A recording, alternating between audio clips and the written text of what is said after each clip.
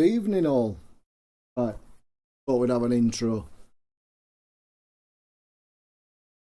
We're playing Stanley Parable. I was supposed to play it way back, 2012, 2011, never got recommended.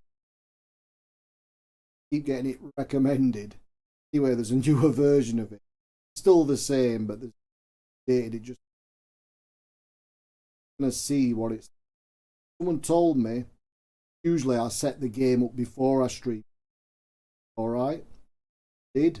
That's part of the game as well. I don't know how this is gonna go because it's not right. We'll see. We're doing it off the bat. See how it goes. I thought I was going mad. Stanley Parable. I'm going to enjoy this strange, weird. Hello to any. So that done. What do I? Up. Mic is on. A bit worried about this setting. Let me have a look. 111. So this noise filter not working. Check, check, check, check. 1, 2. Check. Right, so I think that's okay. I'll have to check it later. Nah, it still looks like it's ducking it out. Just bear with me. Maybe that'll do it. Check, check. 1, 2. 1, 2. Testicle. Check, check. Right, that'll do. So, let's get on with this. What is this game about? I did want to try and put the controller on. So I think we're going to try that as well. See how this goes. I had a weird time setting this game up. Straight off the bat, let's go. Minimize that. It is on. Use your screen subtitle language, no subtitle. Have you played Stanley Parable before? No. Please adjust the slider until the computer is barely visible. Is barely. Still, we'll see it a bit. Say that's barely visible. How does it look on stream?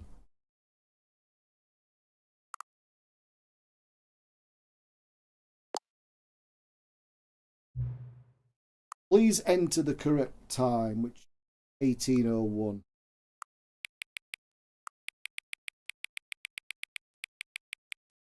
Doing it like that.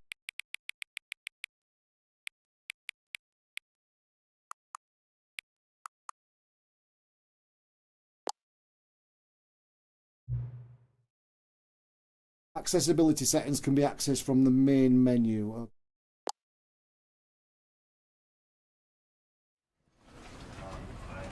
We're in.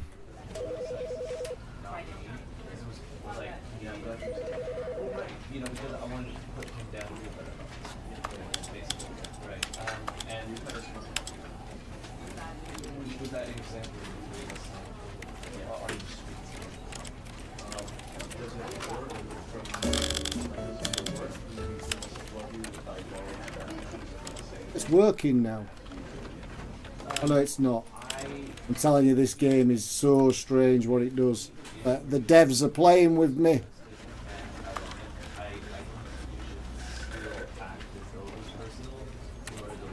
Seems to be alright. I need to check actually. Goes up. I need to restart.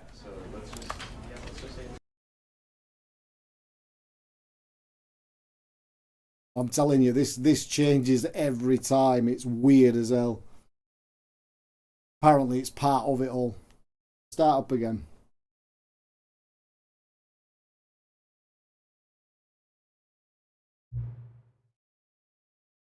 Check that it's capturing it.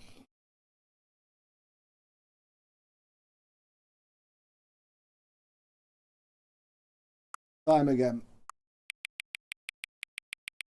Capturing it. 6:04.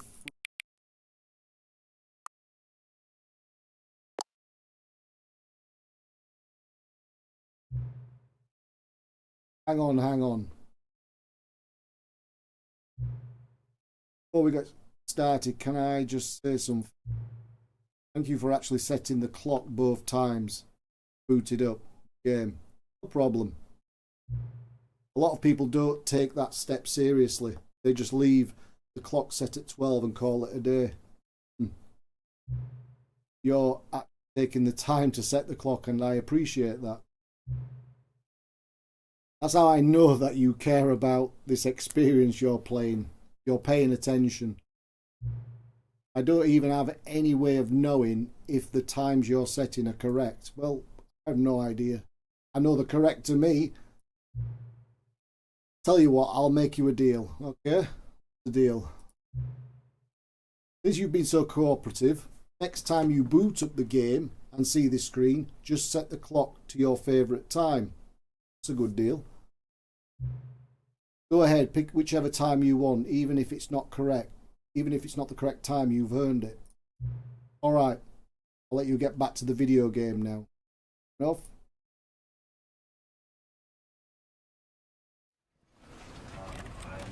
Try again. This has been different every time. This is fucking so strange.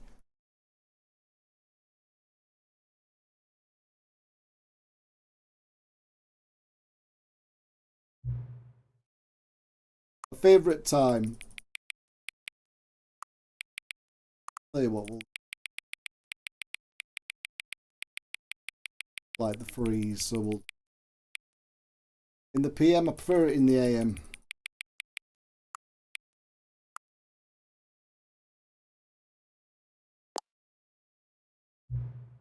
Ah, 3:33 AM, your favourite time of day. Could you simply not resist giving me the correct time again? Who knows? After all, I know how much you enjoy setting the time correctly. Indeed. Okay, now I'm curious how accurate 3:33 AM is.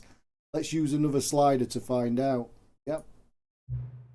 How accurate is 3:33 AM? Well, I hate to tell you, but it's accurate. You know, I can just say, regardless of the accuracy of the clock, I'm having a great time adjusting these settings. I feel like I'm learning more about you, how you like things to be set. Good to collect data. Well, I disagree. I wish we had more sliders. We've gone through all these sliders. I have. Fortunate. Perhaps I can invent some new sliders to gather new data on you.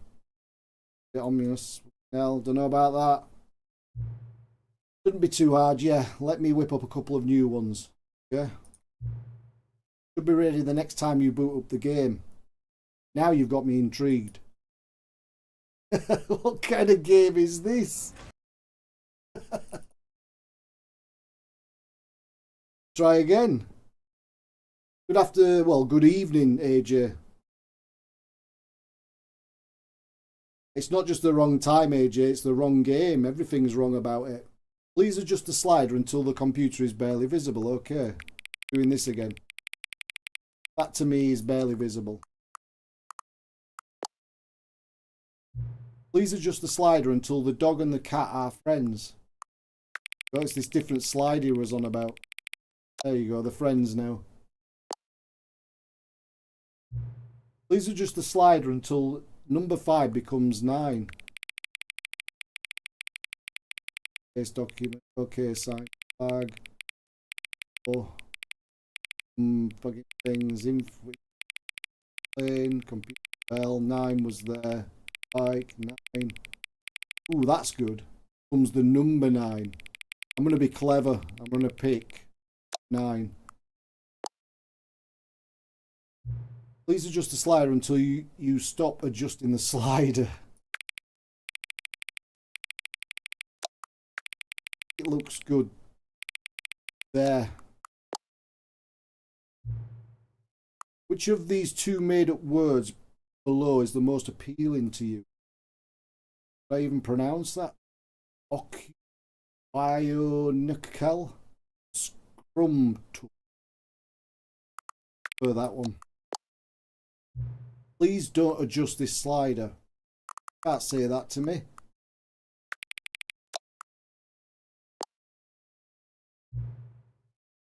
Do you know what time it is right now? Is the time that it is right now the correct time? Well, depends where you are in the world, I suppose. But yes, to me, it's correct. What is the time anyway? What is time anyways? No. Is there anything about yourself that you haven't told me? Yes. Help. No. Will you come back to visit me? Yes.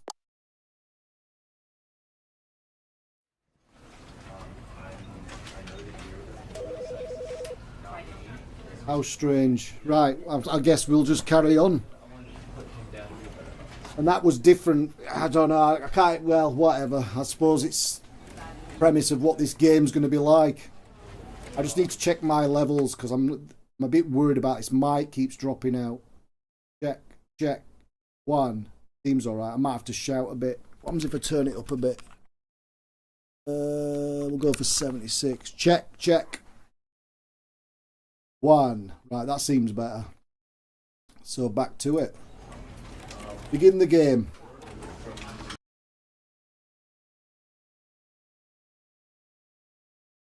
This is the story of a man named Stanley. Stanley worked for a company in a big building where he was employee number 427.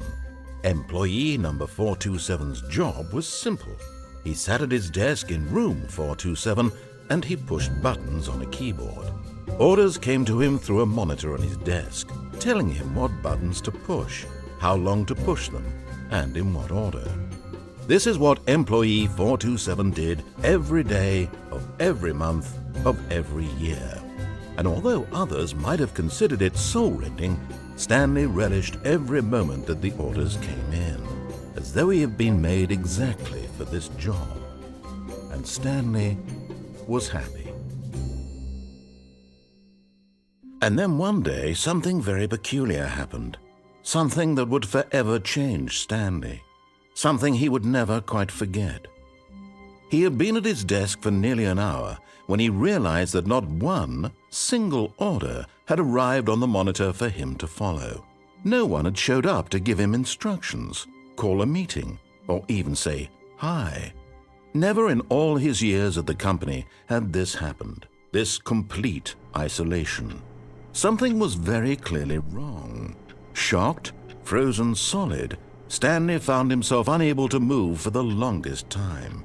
But as he came to his wits and regained his senses, he got up from his desk and stepped out of his office.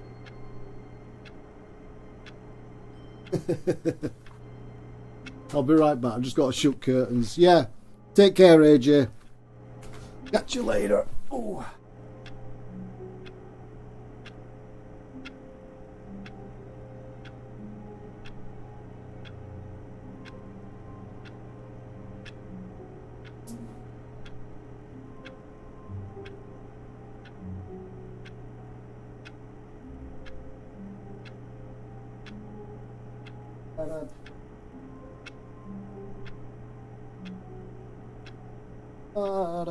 Right, let's get back into it. Back we are. I'm going to try mouse and keyboard to begin with. Go up, what's the problem? What controller's like?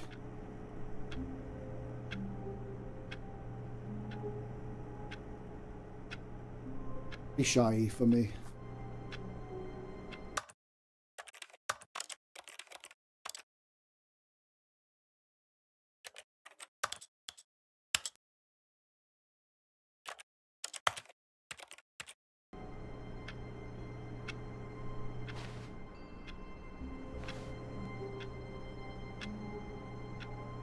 I prefer it with controller. Smoother. So I need to minimize this and we're going to get going.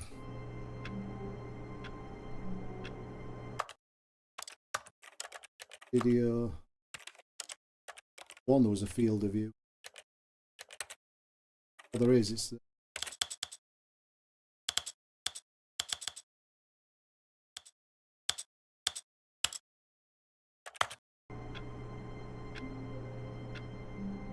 that's better. Where we go. He hasn't got any jobs or anything.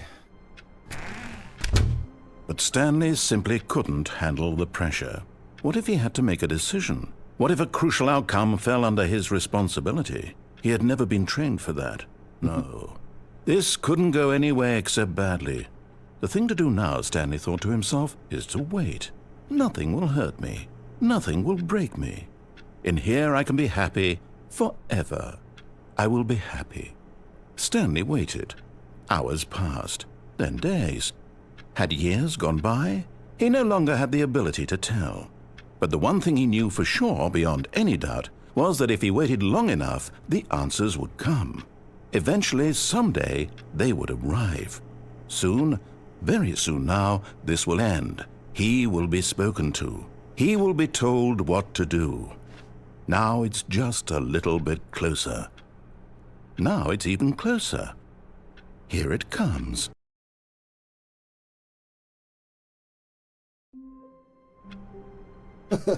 What?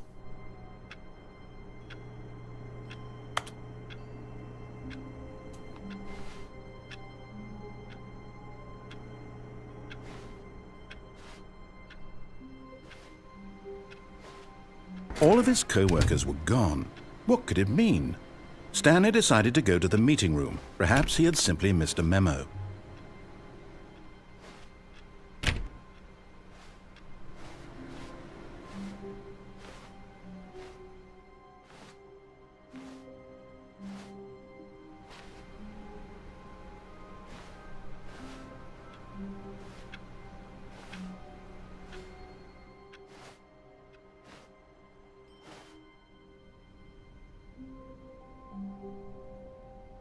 Really boo.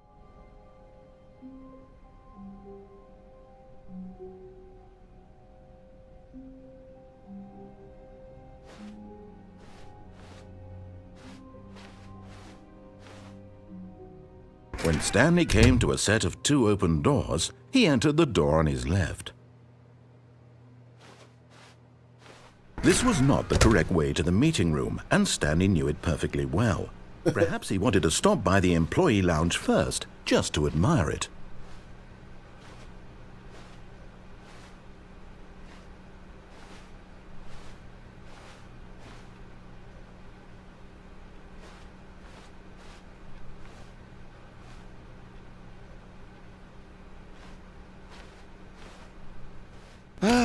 Yes, truly a room worth admiring. It had really been worth the detour after all, just to spend a few moments here in this immaculate, beautifully constructed room. Stanley simply stood here, drinking it all in. Indeed. Marvellous. Yes, really, really worth it being here in the room. But eager to get back to business, Stanley took the first open door on his left.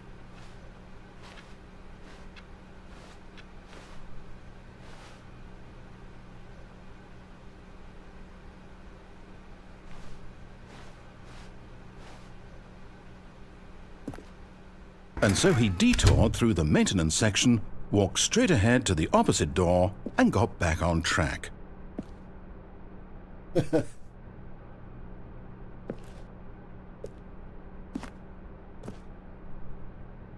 Should I? Why not?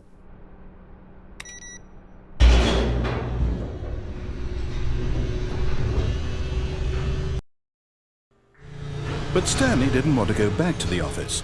He wanted to wander about and get even further off track. So now in order to get back, he needed to go, from here it's, left. Oh, no. Oh. No, it's to the right. My mistake. Okay. No, not the right. Why would I have ever said it was to the right? What was I thinking? It's clearly... Oh, dear, would you hold on for a minute, please? No rush. Now, let's see. We went down right, left, down, left, right. Yep, okay, yes. I've got it now. This story is absolutely, definitely this way. We sure?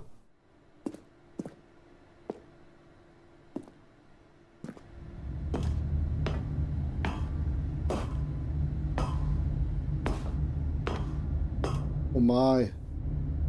Where the fuck am I? No.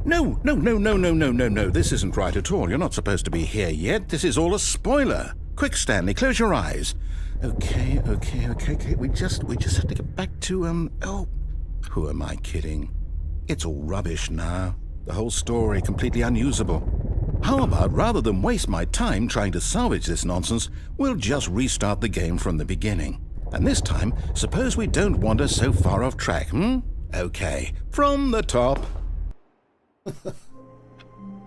What?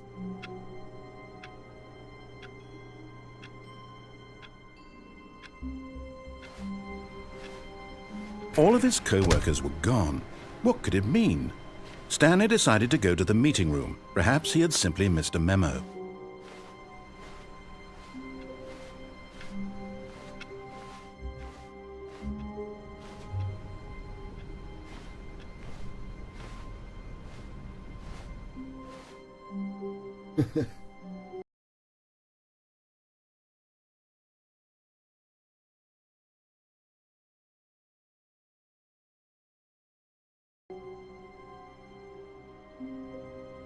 Bear with me. My famous words. When Stanley... Wait, what? No, I restarted. I swear I definitely restarted the game over, completely fresh. Everything should be... Oh, did something change? Stanley, did you change anything when we were back in that room with all the monitors? Did you move the story somewhere or... Hold on. Why am I asking you? I'm the one who wrote the story. It was right here just a minute ago. I know for sure that it's here somewhere. Okay, then. It's an adventure. Ooh. Come, Stanley. Let's find the story. Oh. Eeny, meeny, miny, mo. I do not what this game is about.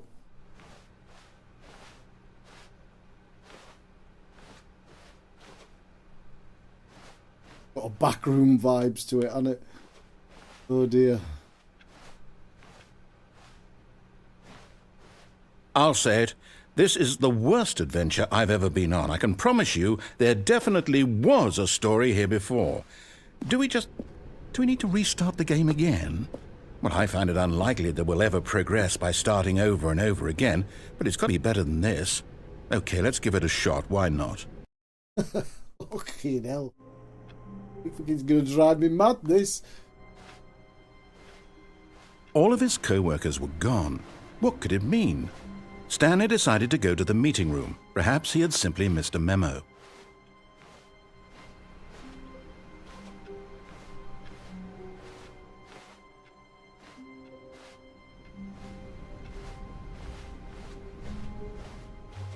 Okay, yep, it's worse. I might be remembering this wrong. It's possible the story is back where we just came from. Why don't we go back the other direction and see if we missed anything?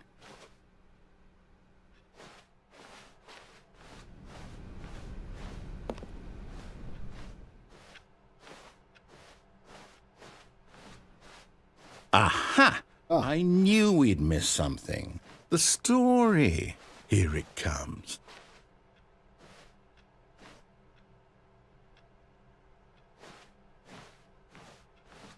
No, wait. Never mind. Not the story. Okay, let's head back the other way and retrace our steps.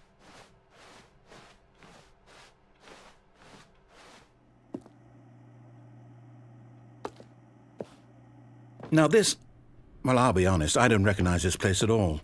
Is this the story? I don't think so. I can't quite recall, but I believe my story took place in an office building. Is that correct? Do you remember, Stanley? Well, do you know what? Since I've completely forgotten what we were supposed to be doing, how about this? You win! Hey! I know you put in a lot of hard work, and it really paid off, so good job. Oh, no. No, I don't feel right about this at all. We both know you didn't put in any actual work for that win. Some people win fair and square, and this was not one of those situations. Okay, I'm getting weirded out by whatever this place is. I don't care what might happen this time. I have to restart. Okay, now. Good afternoon, well, good evening, Zara. I am playing one game.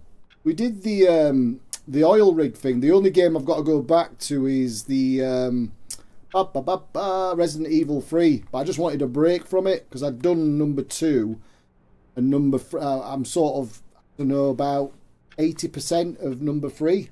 Then we played did the oil rig one. Is that correct? And now we're on to this Stanley Parable. Sorry, Parable. I have what the fuck's going on. I have no idea. All right, I've got a solution. This time, to make sure we don't get lost, I've employed the help of the Stanley Parable Adventure Line. Yes. Just follow the line. How simple is that? Perfect. Thank you, narrator.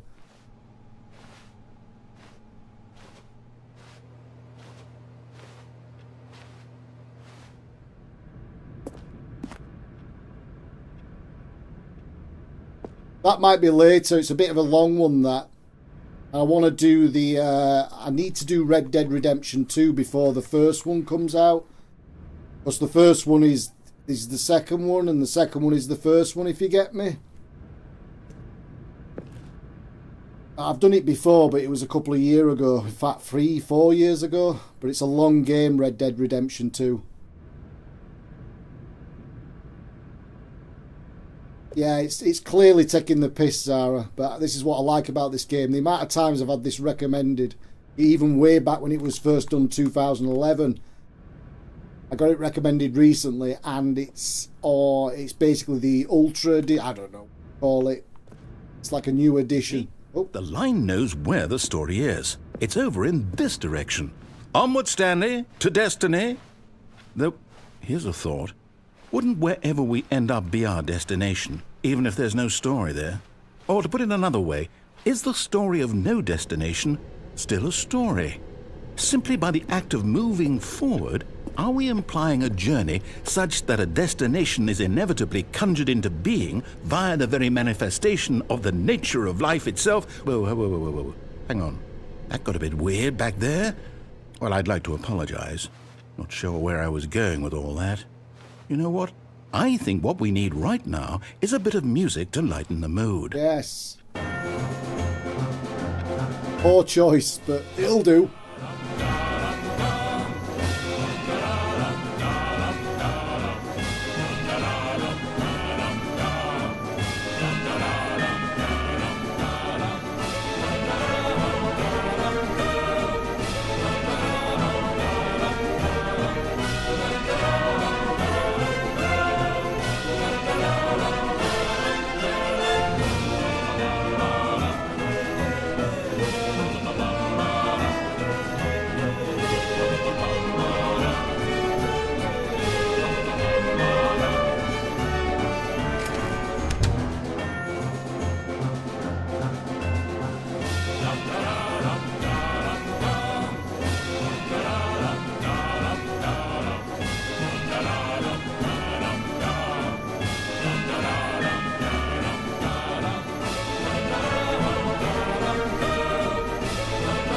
Wait, cut the music, go back and look at that fern.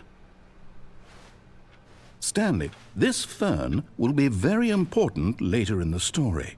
Make sure you study it closely and remember it carefully. You won't want to miss anything. Studying hard, studied up. All is done.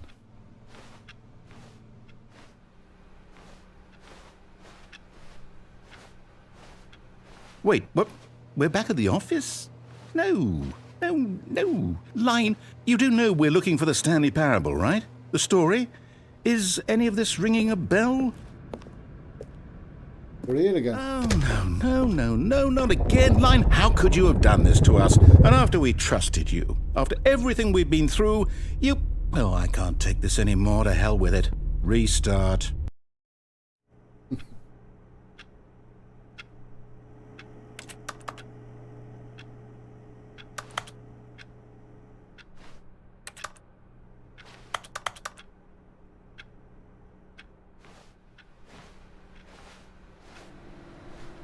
You know what, Stanley?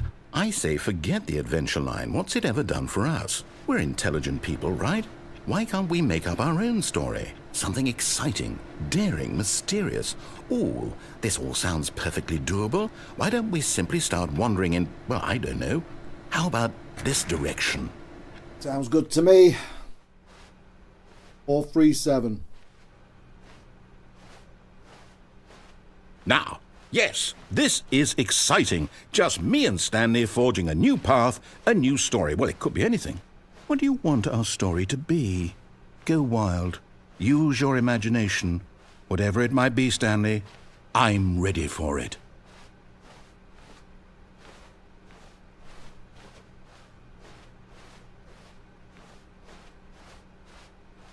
Oh, no, not you again. Stanley, I'd also like to veto the line from having any role in our awesome new story. No lines or monitor rooms. Just don't acknowledge it, and we should be fine. Trying.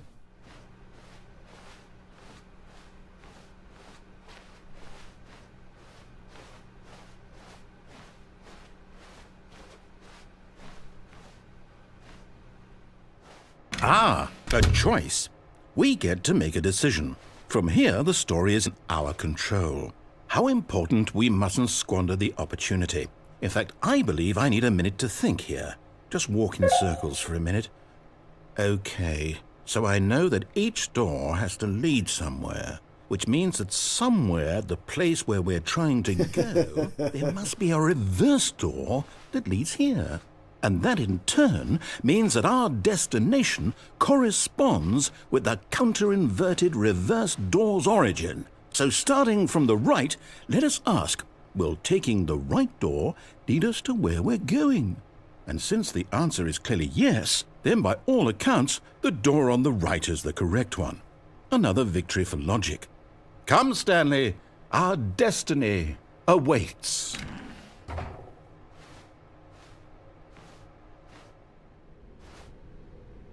Oh, hold up, what's this? The confusion ending. You're telling me that's what this is? It's all one giant ending? And we're supposed to restart the game, what, eight times?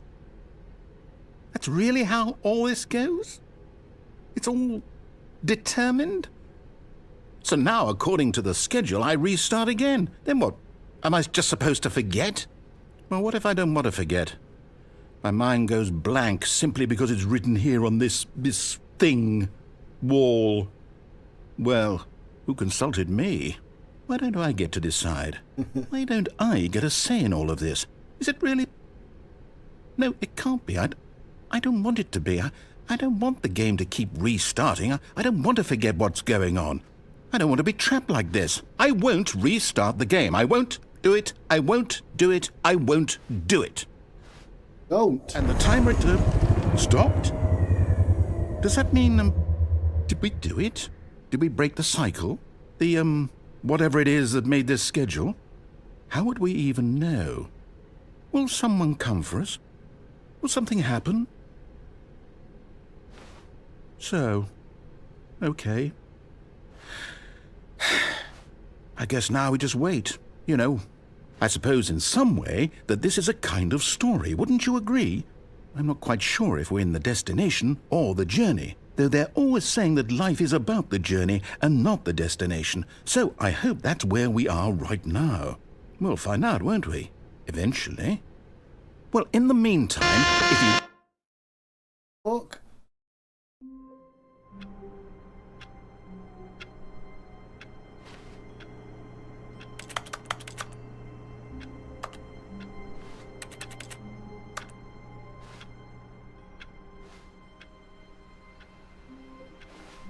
All of his co-workers were gone. What could it mean? Stanley decided to go to the meeting room. Perhaps he had simply missed a memo.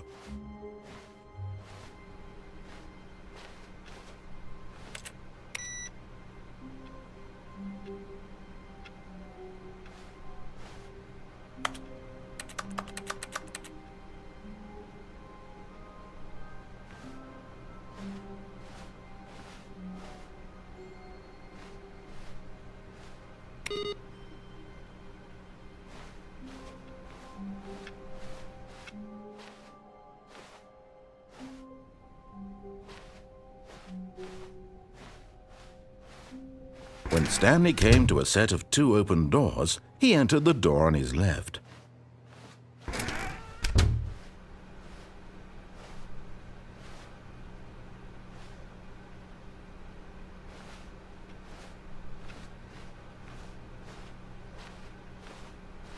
Yet there was not a single person here either.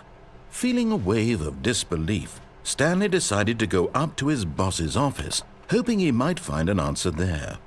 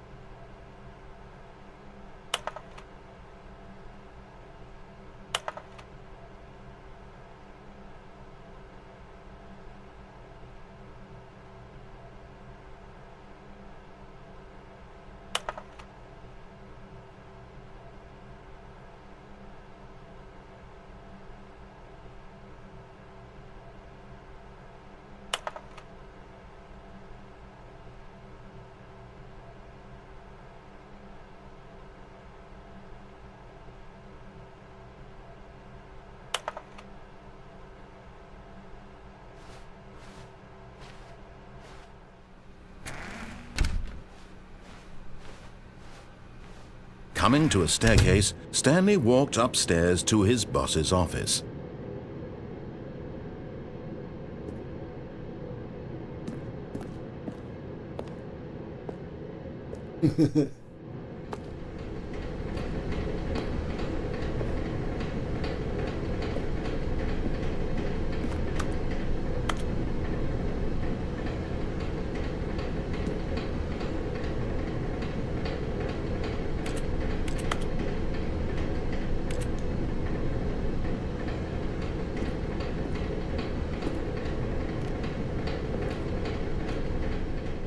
But Stanley just couldn't do it.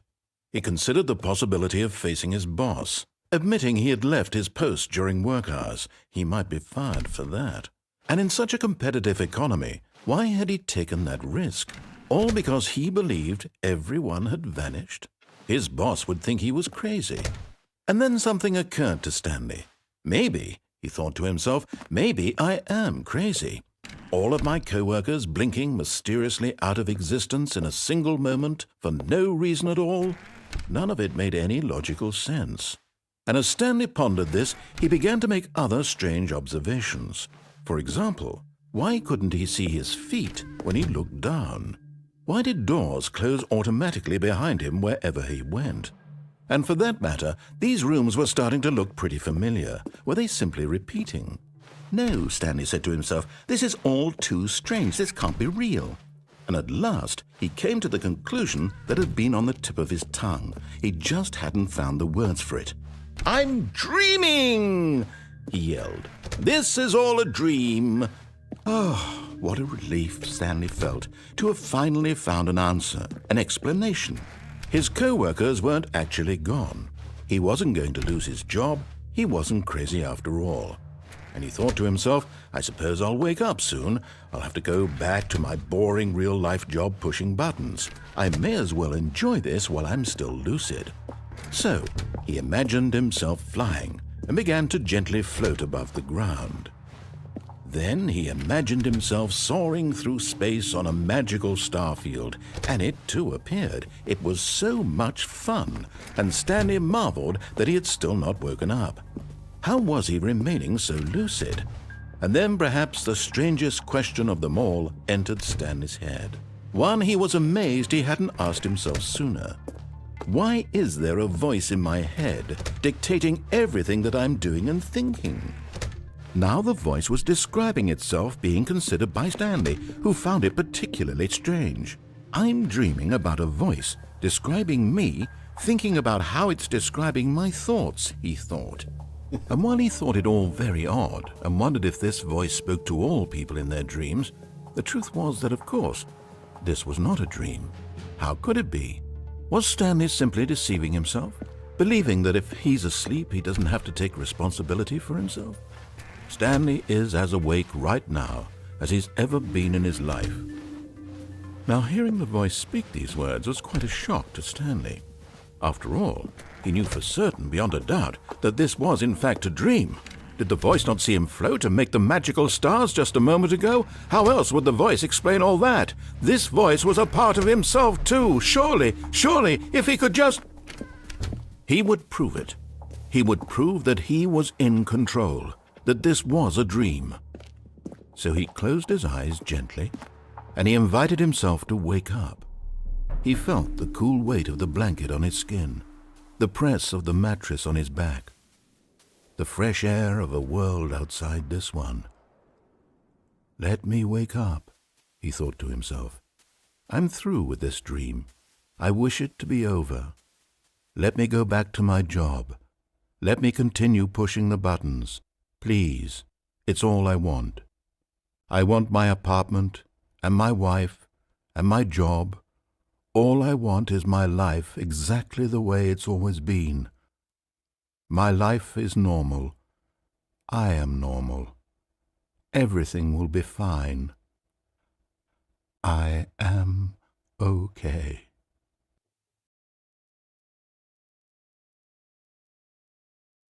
Perfect.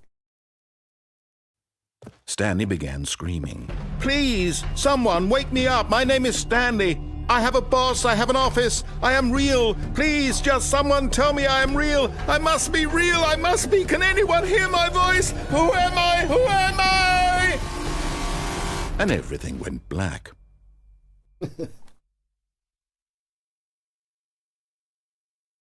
This is the story of a woman named Mariella. Mariella woke up on a day like any other. She arose, got dressed, gathered her belongings, and walked to her place of work. But on this particular day, her walk was interrupted by the body of a man who had stumbled through town talking and screaming to himself, and then collapsed dead on the sidewalk. And although she would soon turn to go call for an ambulance, for just a few brief moments she considered the strange man. He was obviously crazy, this much she knew. Everyone knows what crazy people look like. And in that moment, she thought to herself how lucky she was to be normal. I am sane. I am in control of my mind. I know what is real and what isn't. It was comforting to think this, and in a certain way, seeing this man made her feel better. But then she remembered the meeting she had scheduled for that day, the very important people whose impressions of her would affect her career, and by extension, the rest of her life. She had no time for this, so it was only a moment that she stood there, staring down at the body. And then she turned and ran.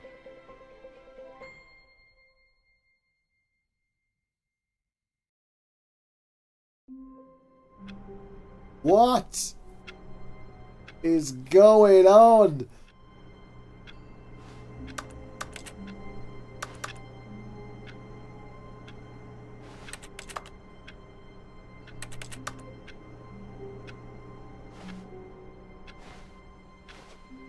All of his co-workers were gone. What could it mean?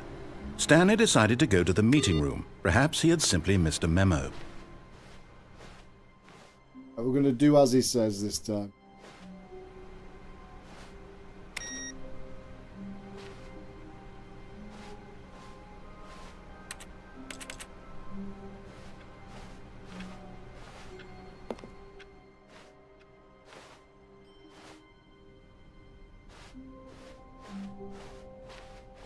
When Stanley came to a set of 2 open doors, he entered the door on his left.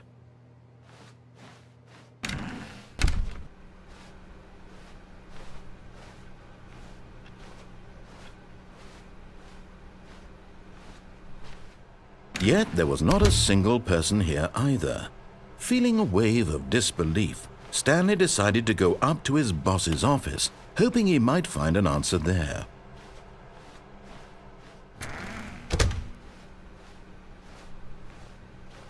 Coming to a staircase, Stanley walked upstairs to his boss's office.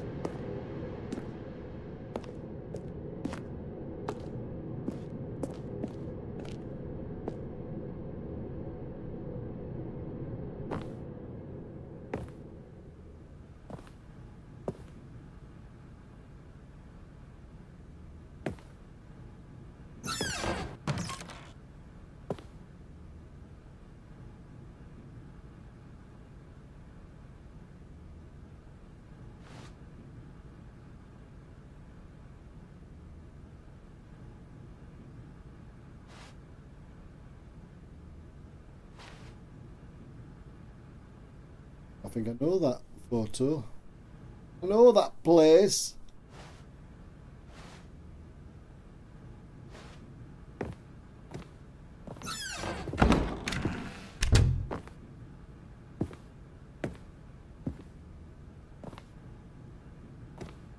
Stepping into his manager's office, Stanley was once again stunned to discover not an indication of any human life. Shocked, unraveled, Stanley wondered in disbelief who orchestrated this. What dark secret was being held from him? What he could not have known was that the keypad behind the boss's desk guarded the terrible truth that his boss had been keeping from him. And so the boss had assigned it an extra secret PIN number, 2845. But of course, Stanley couldn't possibly have known this.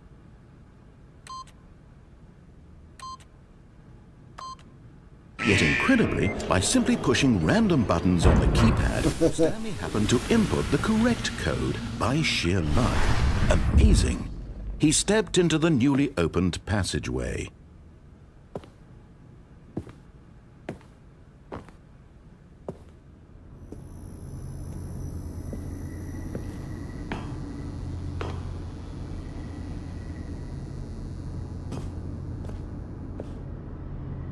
Can't see.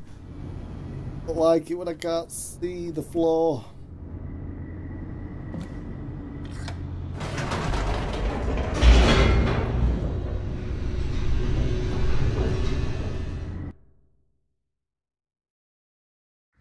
Descending deeper into the building, Stanley realized he felt a bit peculiar. It was a stirring of emotion in his chest, as though he felt more free to think for himself, to question the nature of his job. Why did he feel this now, when for years it had never occurred to him? This question would not go unanswered for long.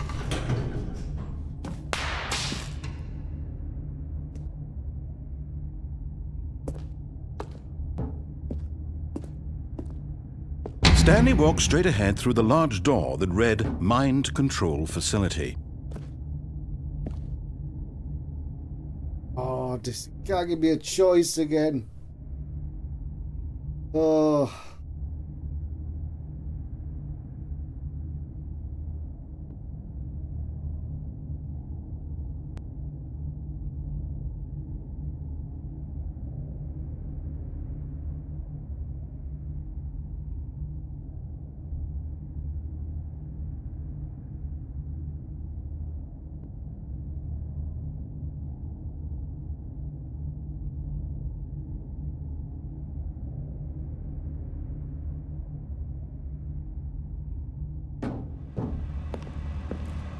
Although this passageway had the word escape written on it, the truth was that at the end of this hall, Stanley would meet his violent death. Who's playing mind control now? It shut the door on me.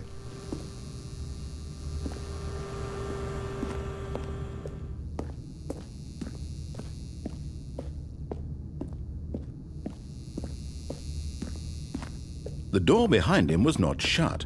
Stanley still had every opportunity to turn around and get back on track. At this point, Stanley was making a conscious, concerted effort to walk forward and willingly confront his death.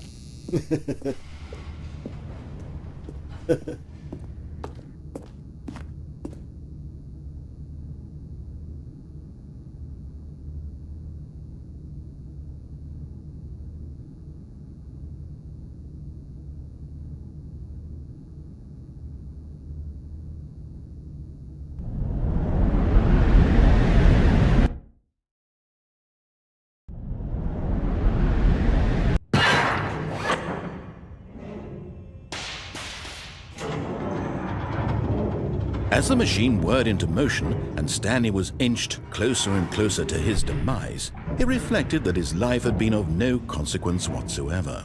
Stanley can't see the bigger picture. He doesn't know the real story, trapped forever in his narrow vision of what this world is. Perhaps his death was of no great loss, like plucking the eyeballs from a blind man. And so he resigned and willingly accepted this violent end to his brief and shallow life. Farewell, Stanley. Farewell.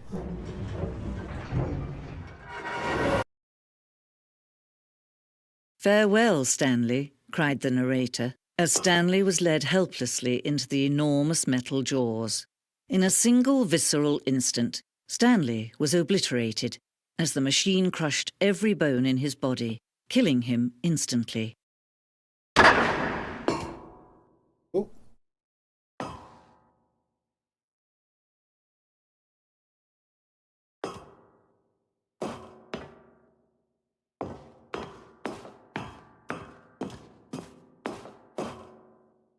And yet it would be just a few minutes before Stanley would restart the game, back in his office, as alive as ever. What exactly did the narrator think he was going to accomplish? When every path you can walk has been created for you long in advance, death becomes meaningless, making life the same. Do you see now? Do you see that Stanley was already dead from the moment he hit start?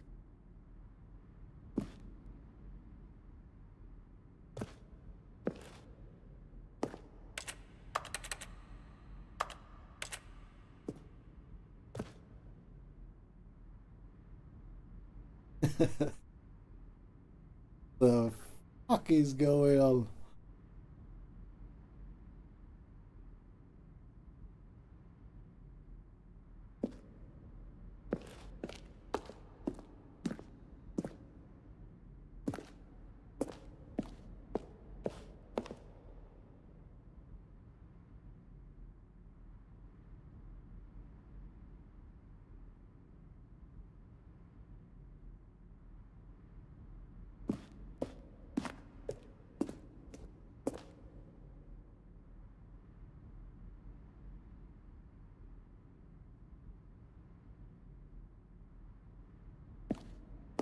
Good to know.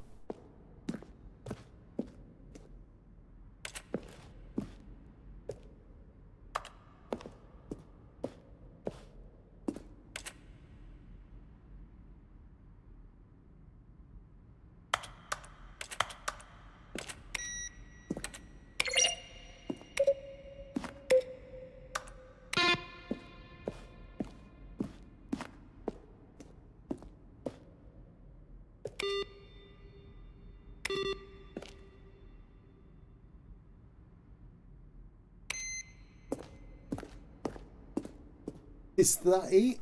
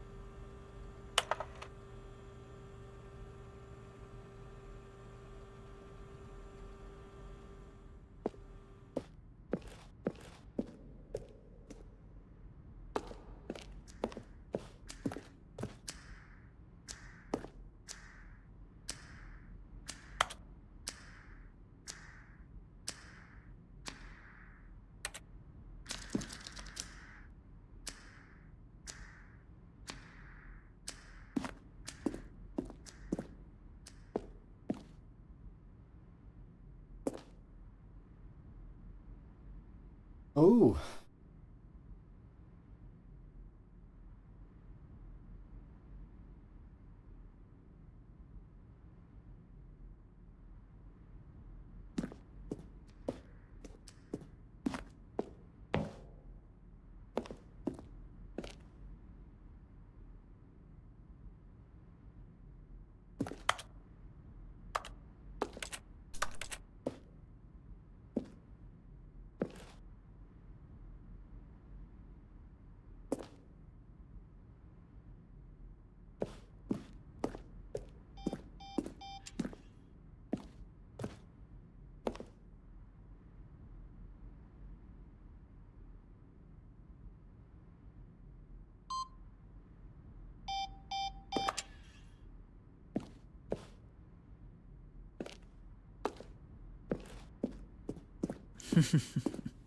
Oh, look at these two. How they wish to destroy one another.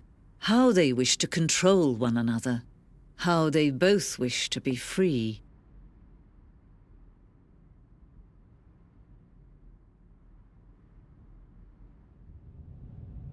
Can you see? Can you see how much they need one another? No, perhaps not. Sometimes these things cannot be seen. But listen to me. You can still save these two. You can stop the program before they both fail. Push escape and press quit. There's no other way to beat this game. As long as you move forward, you'll be walking someone else's path. Resume the game, begin the game again. Resume. Stop now and it'll be your only true choice. Whatever you do, choose it. Don't let time choose for you. Don't let... Oops.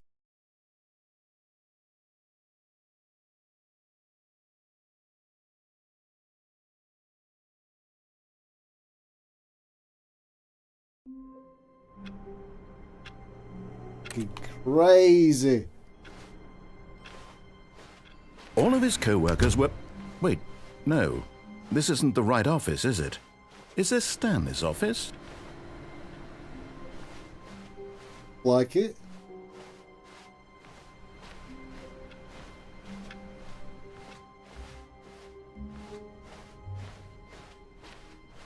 When Stanley came to a set of 2 open doors, he entered the door on his left.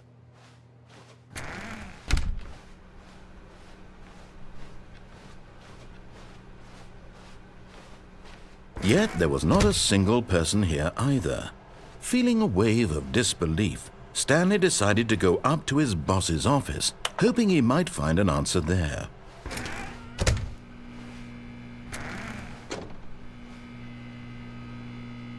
Stanley stepped into the broom closet, but there was nothing here, so he turned around and got back on track.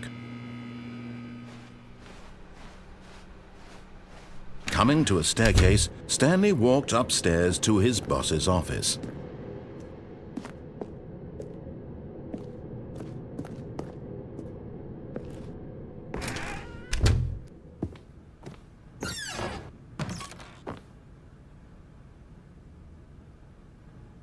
I dare go in these fucking places because I have to go again. Right, we're going forward. We'll do as it says. Stepping into his manager's office, Stanley was once again stunned to discover not an indication of any human life. What could it mean? Stanley wondered aloud to nobody. He began wildly tearing through papers on the boss's desk, pulling books off the shelf, looking behind paintings, desperate for clues to his situation. But his attention was caught by a keypad behind the boss's desk. What could its purpose be? In fact, this keypad guarded the terrible secret that lay buried below his feet. And so the boss had assigned it an extra secret PIN number, 2845. But of course, Stanley couldn't possibly have known this.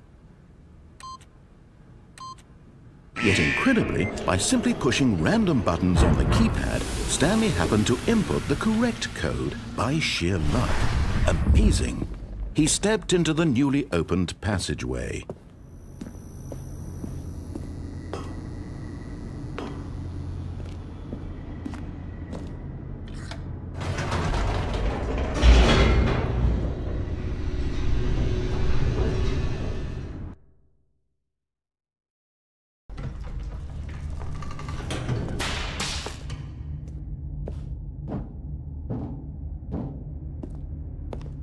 Stanley walked straight ahead through the large door that read Mind Control Facility.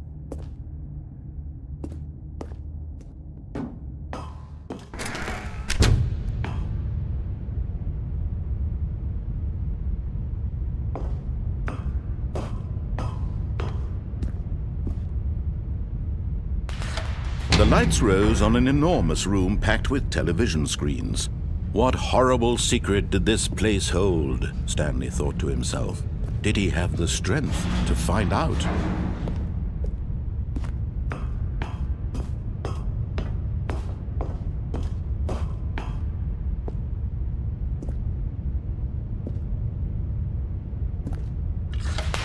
Now the monitors jumped to life, their true nature revealed.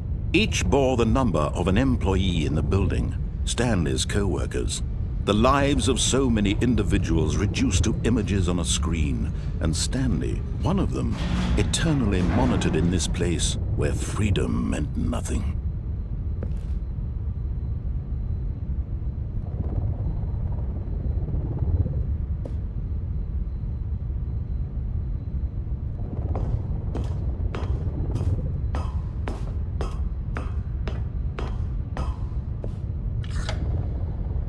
This mind control facility, it was too horrible to believe. It couldn't be true. Had Stanley really been under someone's control all this time? Was this the only reason he was happy with his boring job? That his emotions had been manipulated to accept it blindly?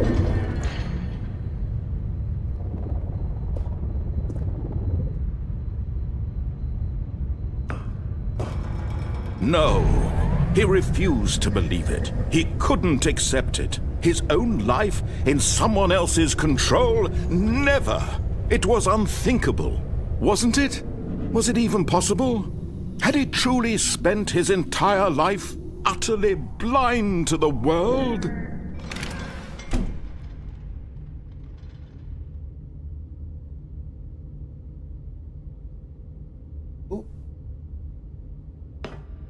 But here was the proof, the heart of the operation. Controls labeled with emotions, happy or sad or content. Walking, eating, working, all of it monitored and commanded from this very place. And as the cold reality of his past began to sink in, Stanley decided that this machinery would never again exert its terrible power over another human life. For he would dismantle the controls once and for all.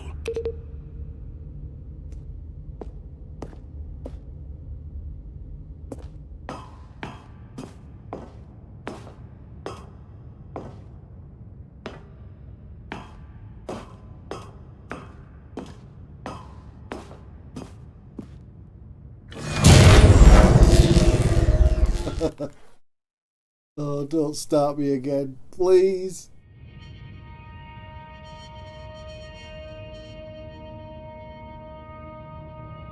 Blackness and a rising chill of uncertainty. Was it over? Yes! He had won! He had defeated the machine, unshackled himself from someone else's command. Freedom was mere moments away. And yet, even as the immense door slowly opened, Stanley reflected on how many puzzles still lay unsolved. Where had his co-workers gone? How had he been freed from the machine's grasp? What other mysteries did this strange building hold? But as sunlight streamed into the chamber, he realized none of this mattered to him, for it was not knowledge or even power that he had been seeking, but happiness. Perhaps his goal had not been to understand, but to let go. No longer would anyone tell him where to go, what to do, or how to feel. Whatever life he lives, it will be his. And that was all he needed to know. It was perhaps the only thing worth knowing. Stanley stepped through the open door.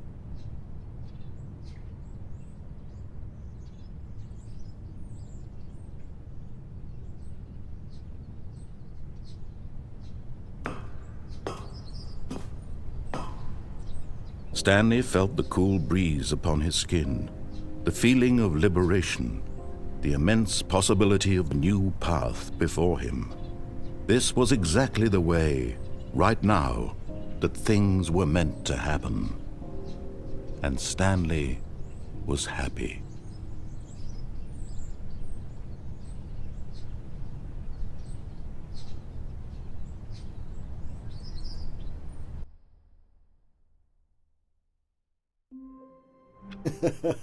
Fucking hell. I guess this is just going to go round and round. I do say the sign of madness. Rinse and repeat. When Stanley came to a set of 2 open doors, he entered the door on his left.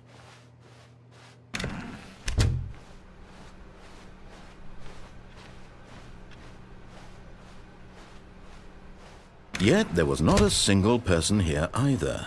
Feeling a wave of disbelief, Stanley decided to go up to his boss's office. Oh no, not again. I won't be part of this. I'm not going to encourage you. I'm not going to say anything at all. I'm just going to be patient and wait for you to finish. Coming to a staircase, Stanley walked upstairs to his boss's office. Brilliant.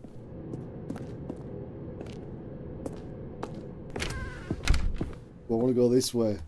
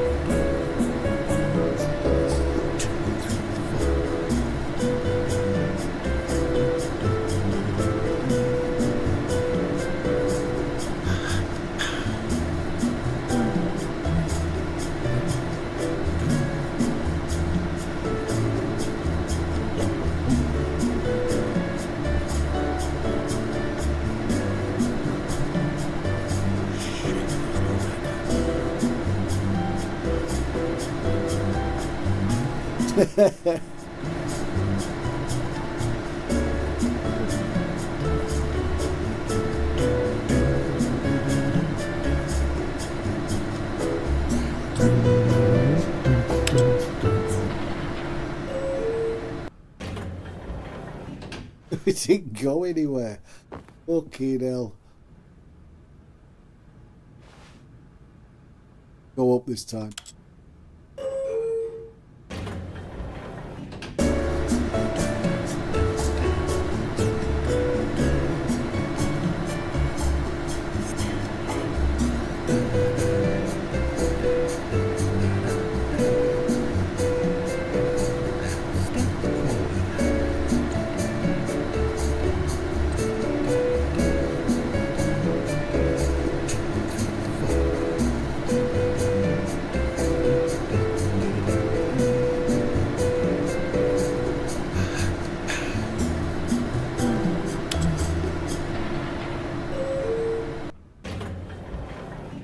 Well, I guess that's just an elevator simulation. Fuck's sake.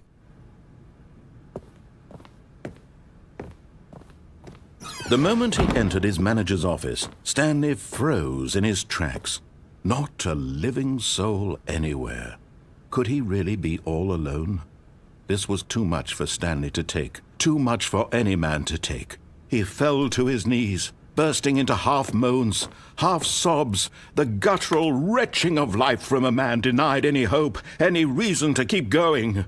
Here on the floor he lay prone, paralyzed by fear for nearly a full hour. But when at last he began to move about and survey the situation, he found a keypad behind the boss's desk. What could it mean? Was it a sign of hope for Stanley's future? Alas, it was not.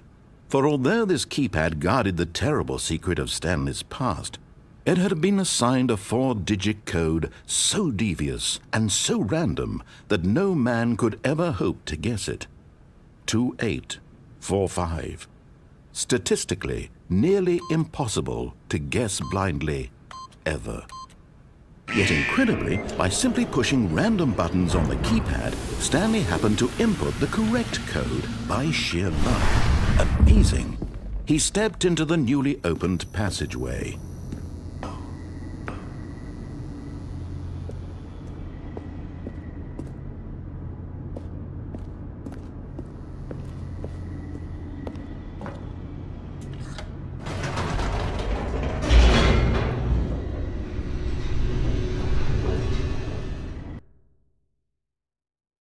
Fucking madness.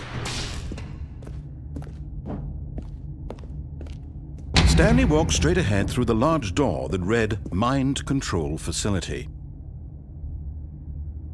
We did that before. We did this. I'm going to do this again. See what happens.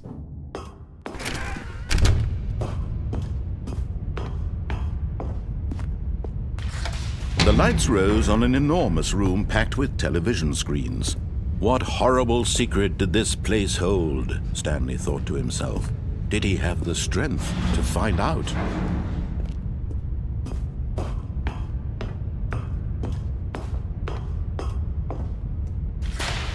Now the monitors jumped to life, their true nature revealed. Each bore the number of an employee in the building, Stanley's co-workers. The lives of so many individuals reduced to images on a screen, and Stanley, one of them, eternally monitored in this place where freedom meant nothing. This mind control facility, it was too horrible to believe. It couldn't be true. Had Stanley really been under someone's control all this time? Was this the only reason he was happy with his boring job? That his emotions had been manipulated to accept it blindly? No, he refused to believe it. He couldn't accept it. His own life in someone else's control? Never! It was unthinkable, wasn't it? Was it even possible? Had he truly spent his entire life utterly blind to the world? But here was the proof, the heart of the operation. Controls labeled with emotions, happy or sad or content. Walking, eating, working, all of it monitored and commanded from this very place. And as the cold reality of his past began to sink in, Stanley decided that this machinery would never again exert its terrible power over another human life. For he would dismantle the controls once and for all. Right, so I'll go do it again. Rinse, repeat.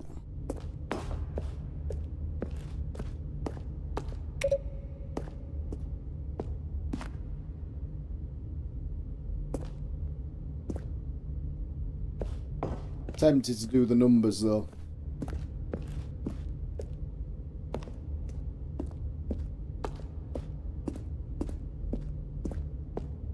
Then again,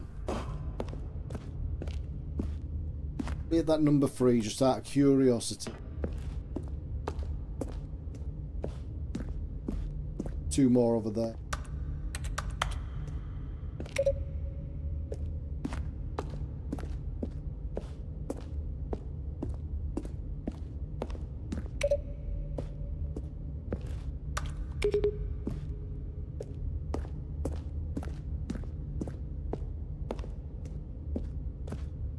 One up there.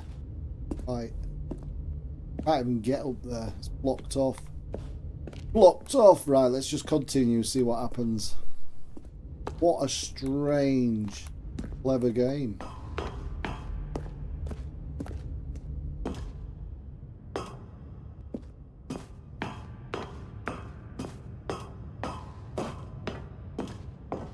This time we'll do on.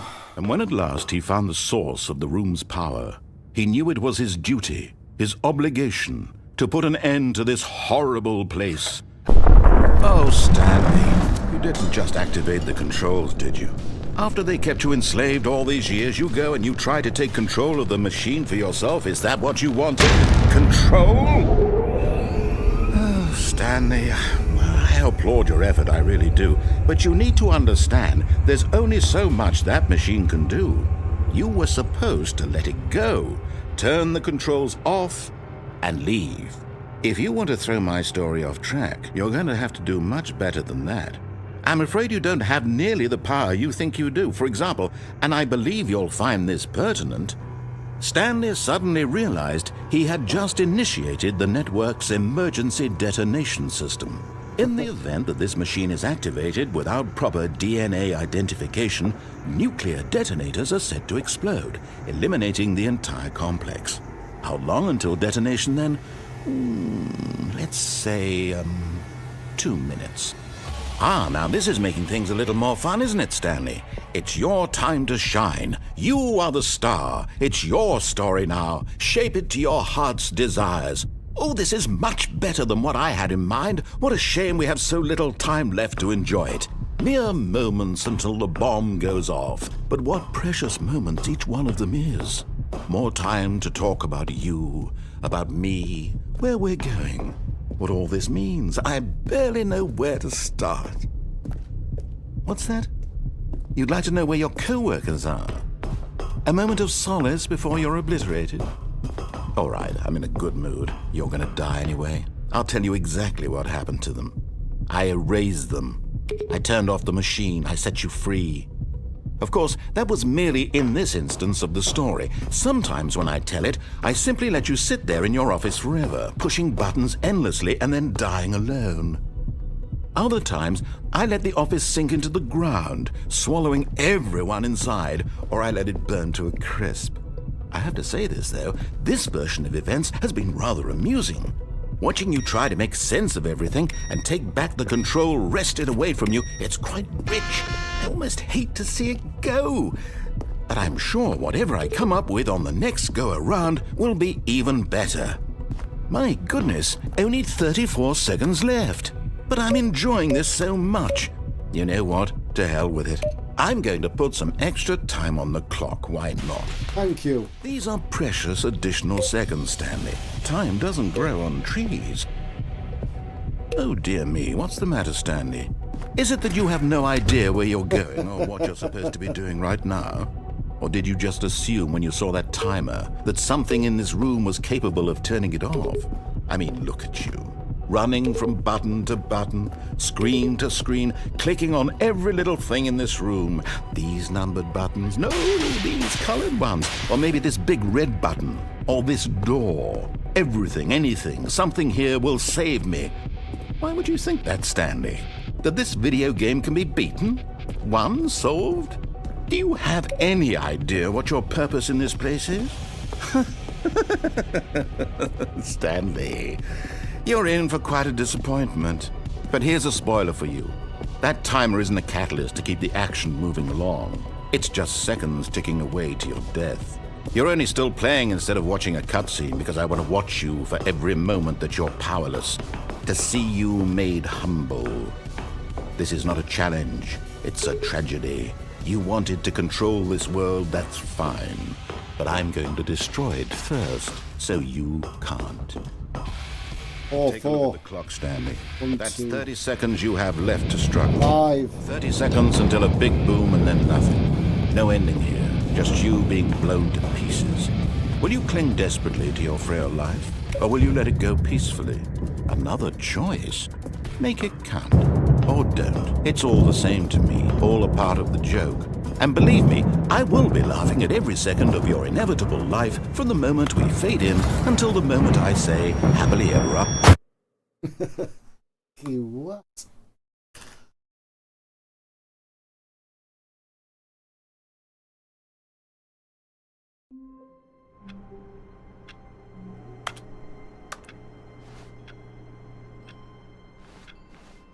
Wait, Stanley thought to himself. Am I sure that the orders stopped coming in? How is that possible? They never stopped. Surely I was mistaken. New content. Oh, new content? What does that mean? new content.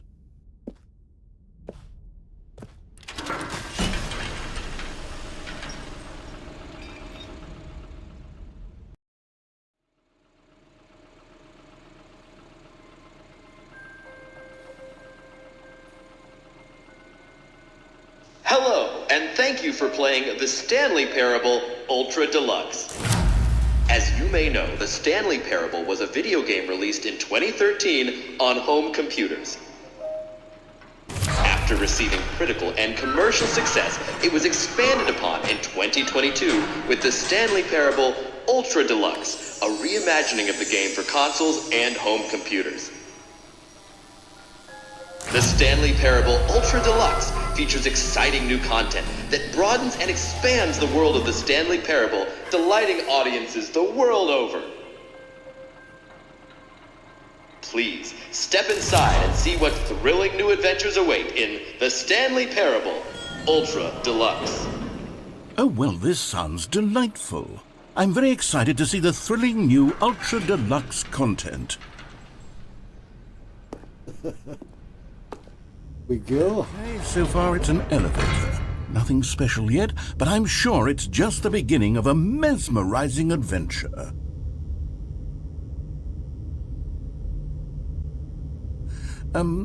Is it broken? What's going on here? Should we be moving somewhere or... Oh, there we go. All right, finally, at long last, it's on to the new content. I've never been more ready. Let's do it.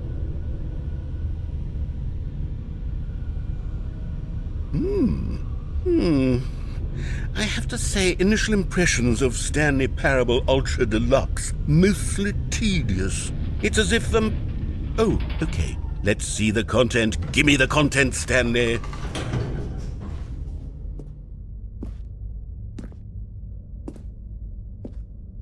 All right, let's see. It's the jump circle.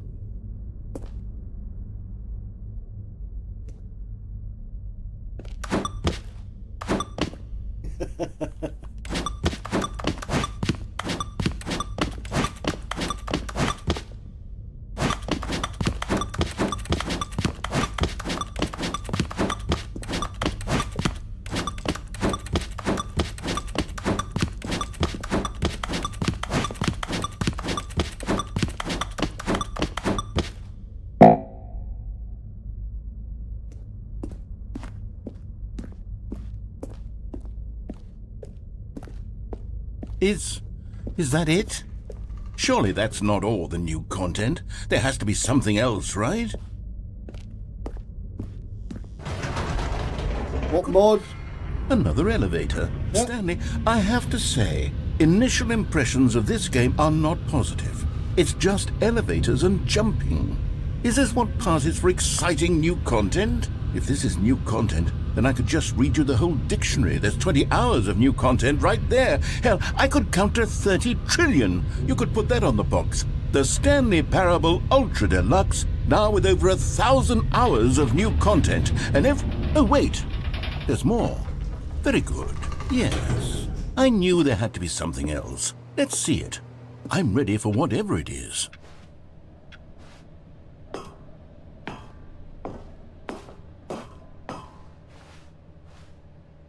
That's it? Oh, you've got to be kidding me. You see, Stanley? This is what happens when greedy video game developers with no respect for their fan base rush a cheap expansion to market for no reason other than to make an easy dollar. And don't get me started on the level of craftsmanship that's gone into it. In fact, I'm looking right now at the game's achievements, and it's hard to believe one of them actually says, "Test achievement, please ignore." What quality assurance department signed off on this? I'm infuriated and I'm offended, and I intend to find these people on Twitter and hold them personally accountable. It's my fault, Stanley. I built up too much anticipation around the new content, I'm afraid. It could never have lived up to such expectations. If you're still with me, why don't we just reset the game, and we'll try to get back to what the Stanley Parable is really about. No frills, no gimmicks. Just you and me having a great time together like always. What do you say, friend? Choice. Ooh. we're talking.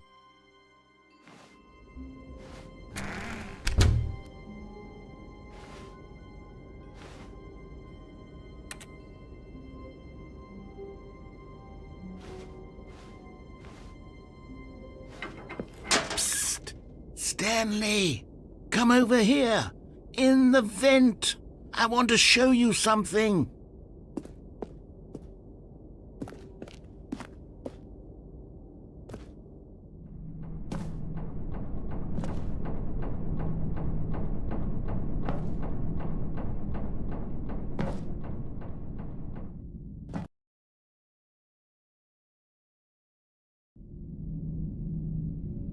Okay, you remember how cheap and unsatisfying the new Ultra Deluxe content turned out to be? Well, it got me thinking about the past, and how much better the Stanley Parable used to be.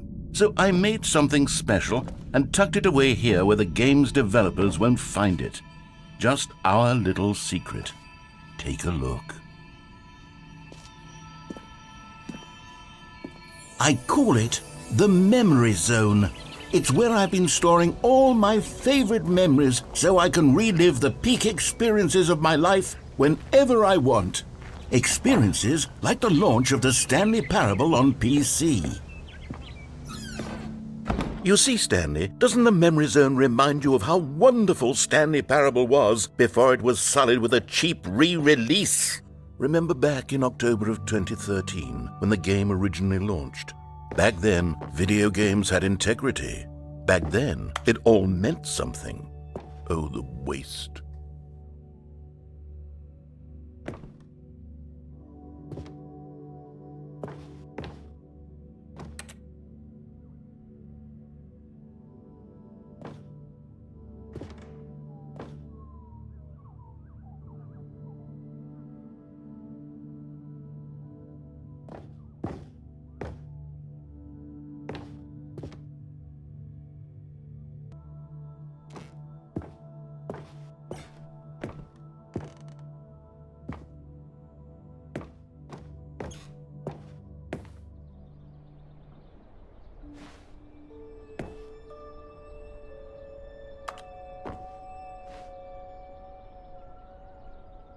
Smile because it happened.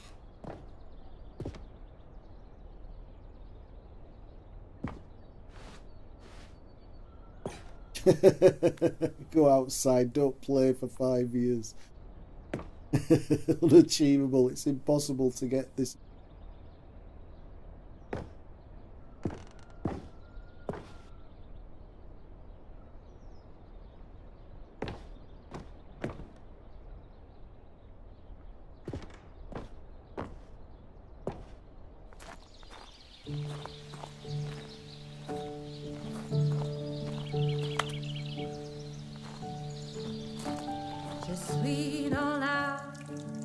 And over here is where I keep reviews of the Stanley Parable. Like this stunning triumph of games journalism, 10 out of 10 from Destructoid.com. James Stephanie Sterling writes, and I quote, "Where so many games that aspire to be more than games end up less than any form of art, Stanley Parable strives and then succeeds to be every game ever created."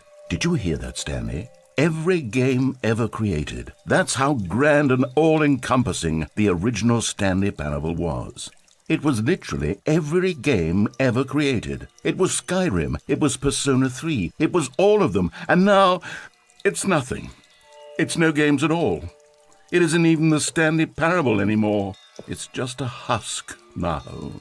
A lifeless husk with an hour of new elevator content.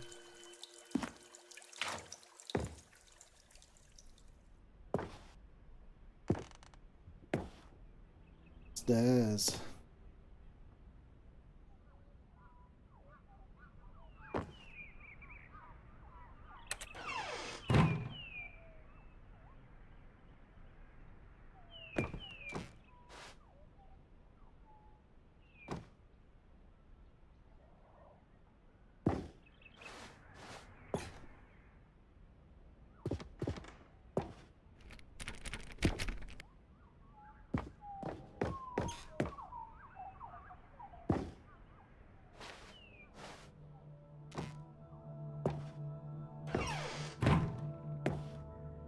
Here's another moving passage, this time from GameSpot.com.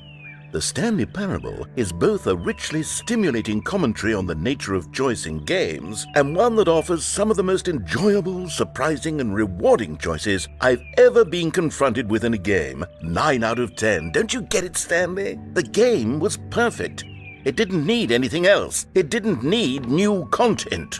It just needed to be left alone, to spend the rest of time collecting dust in the hallowed hall of beloved video game memories.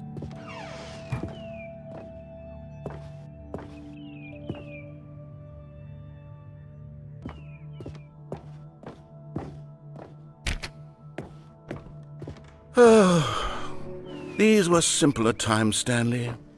What I wouldn't give to go back, to have it all over again. Wait, hang on. I don't recall this part of the memory zone before. What's this? What's down here?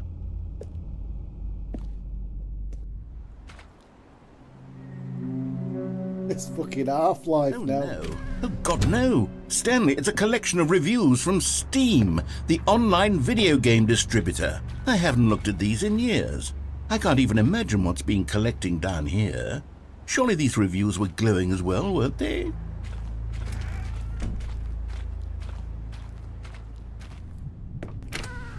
Honestly, I could not be bothered to play this game to full completion. The narrator is obnoxious and unfunny, with his humor and dialogue proving to be more irritating than entertaining. Unfunny! I'm not trying to be funny. I'm trying to make a serious work of art. I suppose I could write up a handful of gags to insert into the Stanley Parable, but the game is already such a densely layered web of profound philosophical insights that I can't even imagine where I'd have the room to stick them.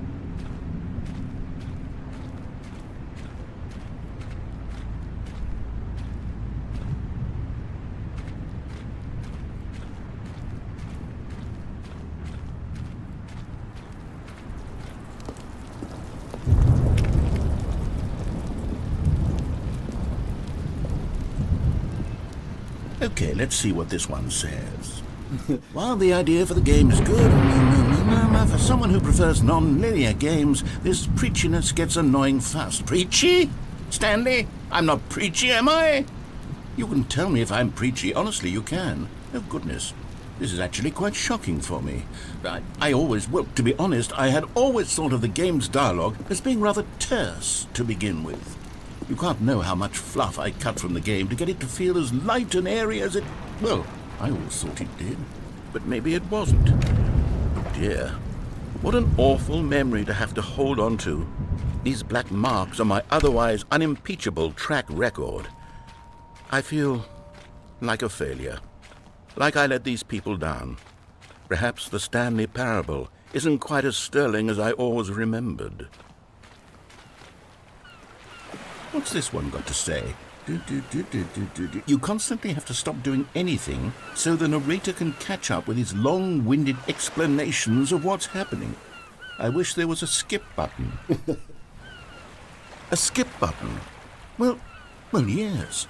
Yes, I think we can do that. If I'm truly too preachy, then maybe letting you skip ahead for just a moment, surely it couldn't hurt. Not if it means we can strike these negative reviews from the record. Only positive reviews of the Stanley Parable. That's my motto today, and it's always been my motto. I'd do anything for the customer, Stanley. Yes, a skip button we shall have.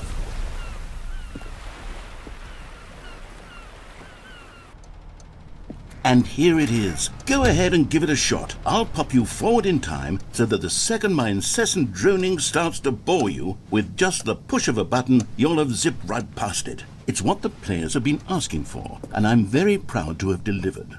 No more listening to me rambling on and on and on. No. The Stanley Parable is a game for the people, and if the people want silence, then by goodness, that's what they're going to get.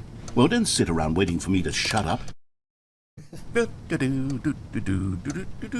Oh, you're back, you see. You were only frozen in time for a few minutes, but it was plenty of time for me to deliver a long, rambling monologue full of unnecessary verbal flourishes and lengthy ruminations on the nature of choice in video games. Of course, I happen to believe it was perhaps one of my more profound such ruminations. Not that, of course, you need a description of it, but if I had to describe it, I'd say it was perhaps less of a rumination and more of a treatise. Or maybe... Well, there's sport. You really did catch me rambling on a bit, didn't you? But that's the power of the button. The minute I start to go off on a thoughtless display of self-absorption, it's right at your fingertips to go poof! Okay, welcome back, Stanley. Now, I should say that the amount of time the button has been skipping through is becoming longer and longer. That last one was, well, I want to say maybe 30, 45 minutes? It's not unendurable by any means, but well, there's really only so much I can ramble on to myself about. I know, it's shocking, isn't it? But at any rate, I do suggest that we not press the button again. I think the skip button... Stanley, please don't push the button again. It's been 12 hours. You've just been frozen there. I don't know why the skips are getting longer, but they're really, truly getting longer, and my God, there's no way out of the room. Stanley, the door is gone. It's completely gone. I've looked at it from every angle. I've checked every one of those walls 1,000 times, and there's no door, Stanley. There's no door. There's just you and the button, and if you keep pressing it, I have no idea. Oh, Stanley, you're back. You're back. Oh, my goodness. I have someone to talk to again. Stanley, I think it's been a week. Or 2 weeks. I've been sitting here all that time, just sitting here, not a single person to speak with. And you'd think that that's just how it's always been, right? Me talking and you saying nothing. Would you think that it's exactly the same as always? Doesn't that feel like what we've already been doing? Me just talking? But it isn't, Stanley. It isn't the same at all. It isn't even close. Because I know you can't hear me once you push that button. That's what I'm realizing now, Stanley. I'm realizing that I needed to know that someone was listening.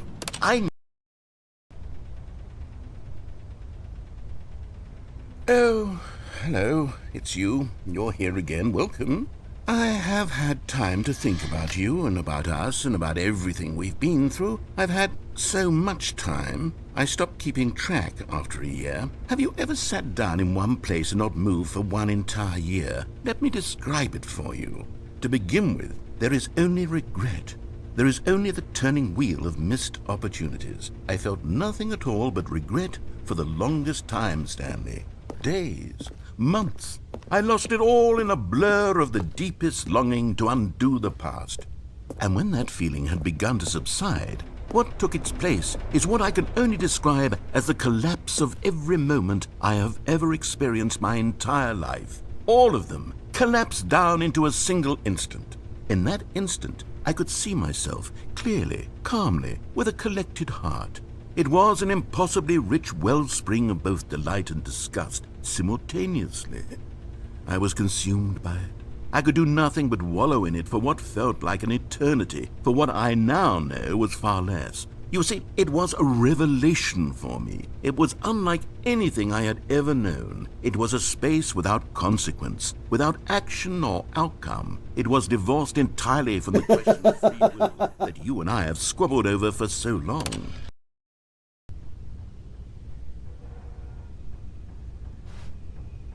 Oh. Gone.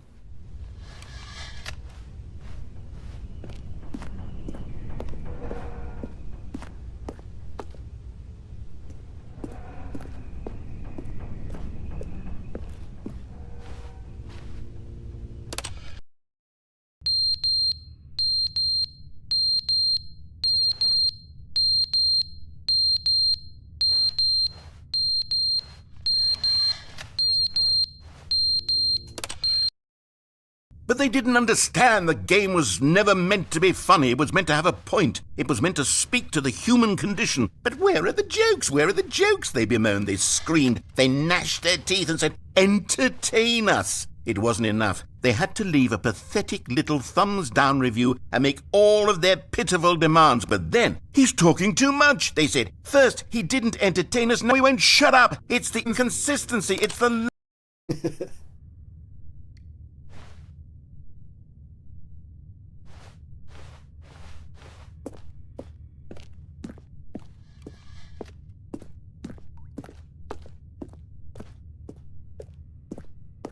Madness. The end is never the end, is never the end, is never the end, is never the end, is never the end, is never the end, is never the end, is never the end, is never the end, is never the end, is never the end, is never the end. The time becomes a loop. Never the end, is never the end, is never the end, is never the end.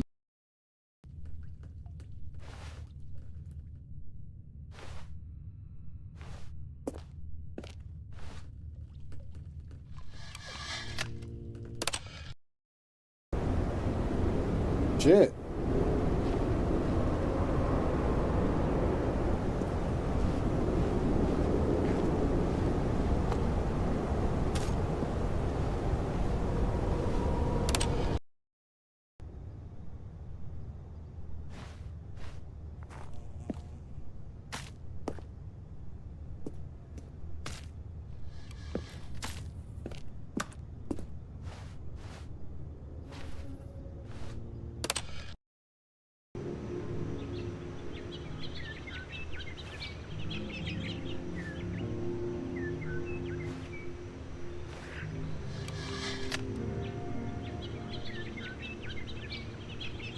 I'll be right back.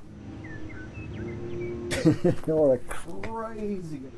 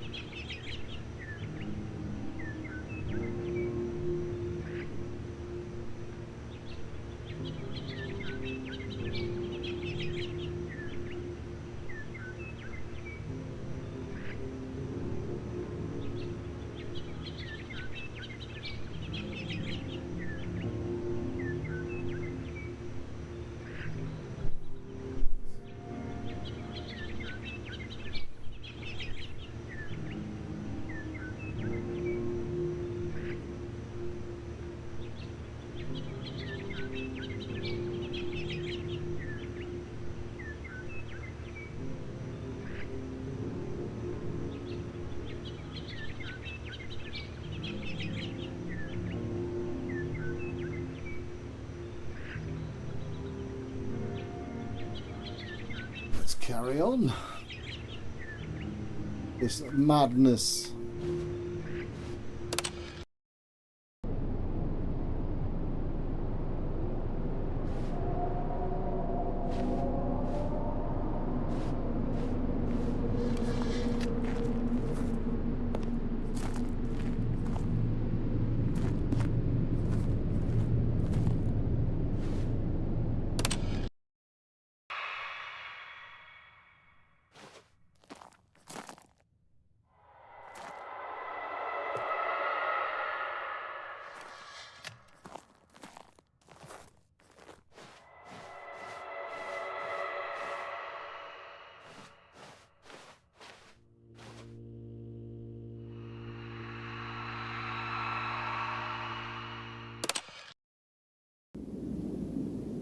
Oops.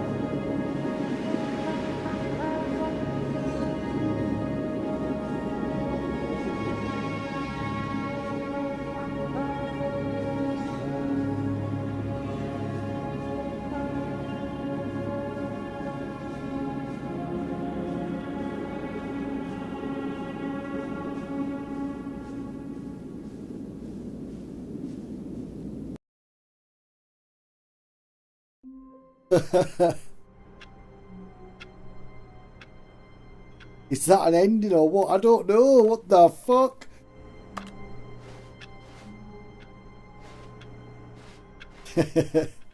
All of his co-workers were gone. What could it mean? Stanley decided to go to the meeting room. Perhaps he had simply missed a memo. New content.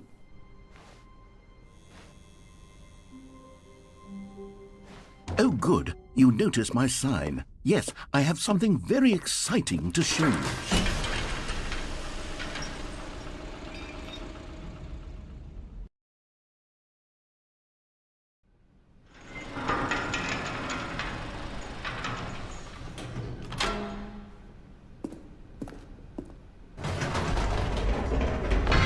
You see, Stanley, I've been reflecting on the Stanley Parable and about how roundly disappointing this Ultra Deluxe version has turned out to be.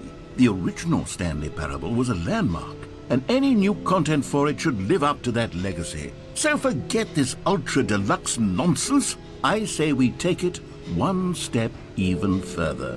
Which is why I'm very proud to announce for the first time ever, the Stanley Parable 2. Oh, fantastic.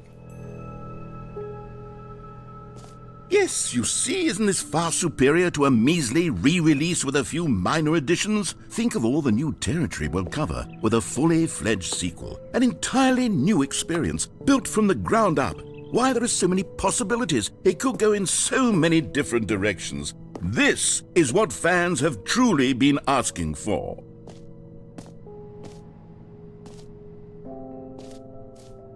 Calling it the Stanley Parable 2 is just so much catchier than Ultra Deluxe, don't you think? Ultra Deluxe? What does it even mean? But the Stanley Parable 2, now that's an artistic statement right there. It's future-oriented. It screams progress and innovation and long-term franchising potential.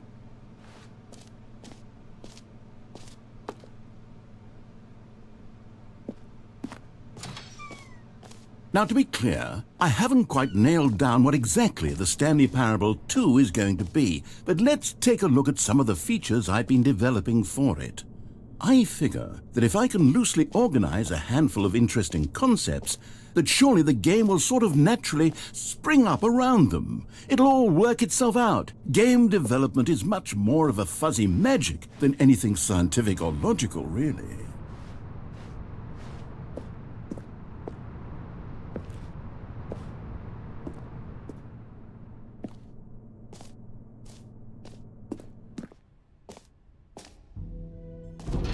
Here we are. Go on, try out some of the new features.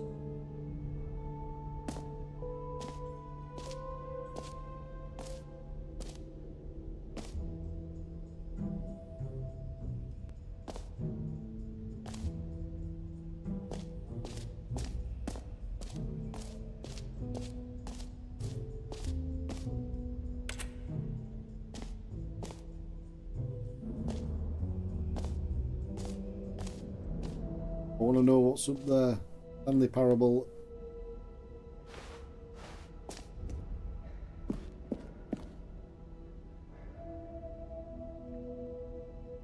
Feeling that door's gonna close, so I'm not gonna do it. No screenshots. Don't go in anywhere because door closes. Makes a change.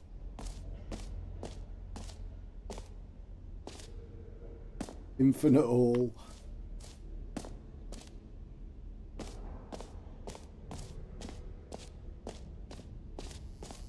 I'm not going in anywhere.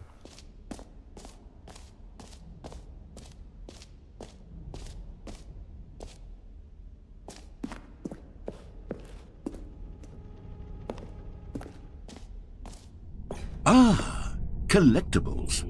Now it's a real video game. In the Stanley Parable 2, you'll run around gathering up these miniature Stanley figurines. And what's truly innovative is that there will be no reward for collecting all of them. I don't want to stifle the intrinsic joy of watching a number go up. You simply collect all of them, and then you move the hell on with your unremarkable life.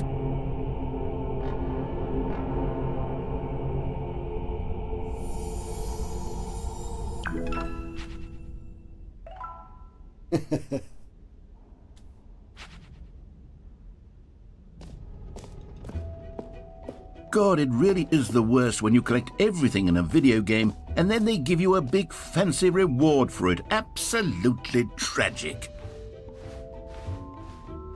You tell him.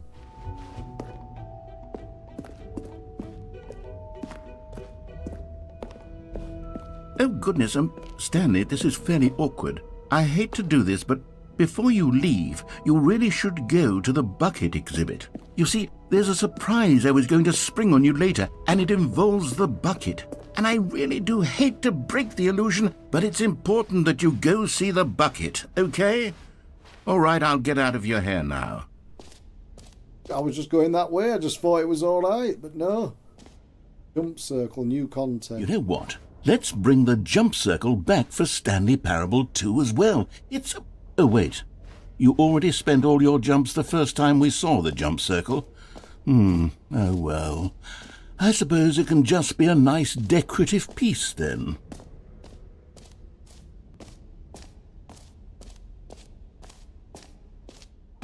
For the Stanley Parable 2, I asked myself, what do players really want? And of course, the first and most obvious answer is that they want to be individually recognized and validated as people. So with that in mind, my first addition to the game is this button which speaks... Sorry, I should have clarified. Right now, the button only says the name Jim. But of course, in the final game, this button will say your name, whatever name that is. Here, let's have you role-play as Jim to really simulate the full experience of this feature. Just play along. I promise you'll love it. Okay, here we go. Let's take a deep breath, clear your mind, forget whoever you are, and simply become a person named Jim. I want you to imagine yourself living as Jim, sleeping and waking as Jim, falling in love and being heartbroken as Jim, seizing all of the world's possibilities as Jim, and as Jim watching your dreams crumble into Jim. Whoa, hold on. I wasn't finished setting up the backstory. If you don't properly roleplay as Jim, then you'll never understand the impact of this button. Otherwise, it's just a stupid button that says somebody else's name.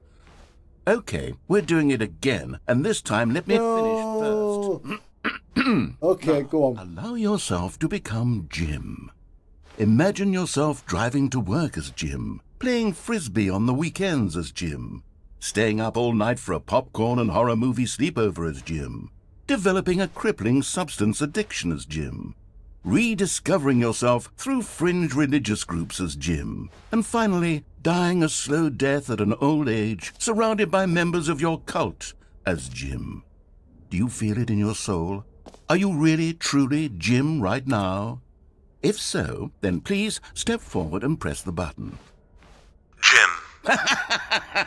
Yes! You see? What a thrill! What a rush! That was you! The button described you. Do it again. Do it again. Jim. Ooh, it hits even harder the second time. If this were the only new feature in the Stanley Parable 2, it would still be worth the money. Let's take a break from the Jim button. I'm too emotionally drained from all of this personal validation. Jim. Whoa there, cowboy. Sometimes a person can be too much Jim. I'm putting the Jim button away. Otherwise, soon you'll start to lose all sense of who you actually are. Or do the bucket. I suppose I could allow only people named Jim to play the Stanley Parable 2. That would actually save me the work of finishing this feature.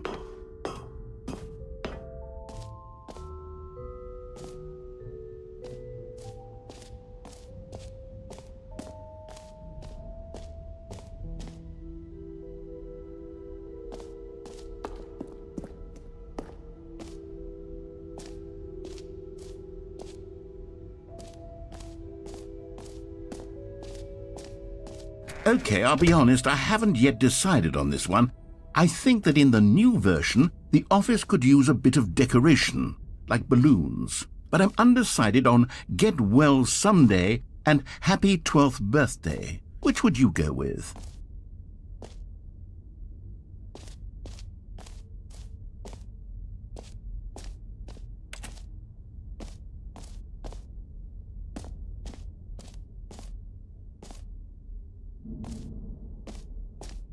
My bad.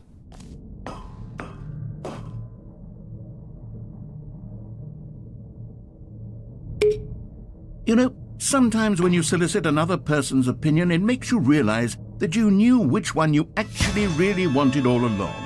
Get well someday it is.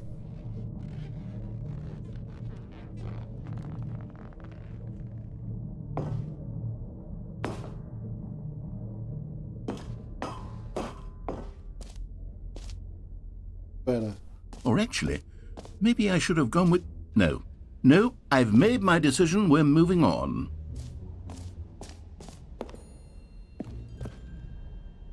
A common complaint of the Stanley Parable was that it was confusing and paradoxical, that it engendered a chaotic sense of reckless despair in those who played it. Well, I'm happy to say that after much consideration, I've engineered a clever solution to this fundamental problem with the game. It's the Stanley Parable Reassurance Bucket. You see, Stanley, anytime you're holding the bucket, a sense of calm and ease will fill your mind and your heart. It's true. As long as you hold on to the bucket, the many disorienting contradictions of the Stanley Parable will feel perfectly normal and perhaps even comforting. You may even come to long for the gentle embrace of jarring cognitive dissonance while the bucket is in your arms. And to be honest, it's a much more convenient solution for me than actually redesigning the game to be less uncomfortable. Can you imagine what a pain in the ass that would be? Yes, the bucket is the perfect solution. Come on, give it a try.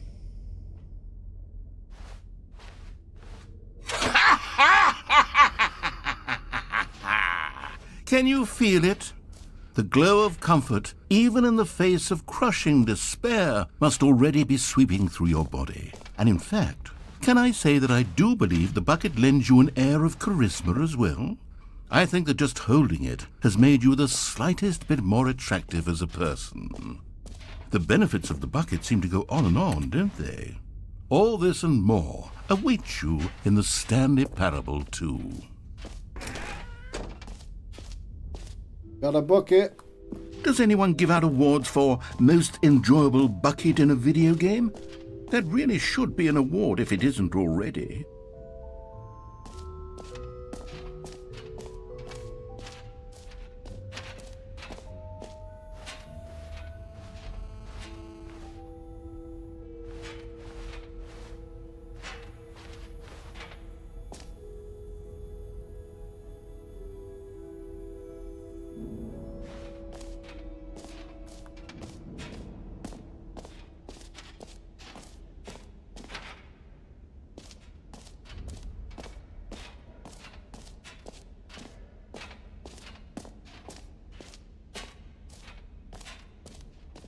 Find where I was before.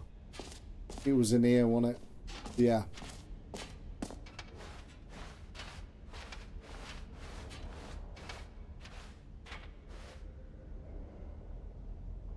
We didn't do the infinite all.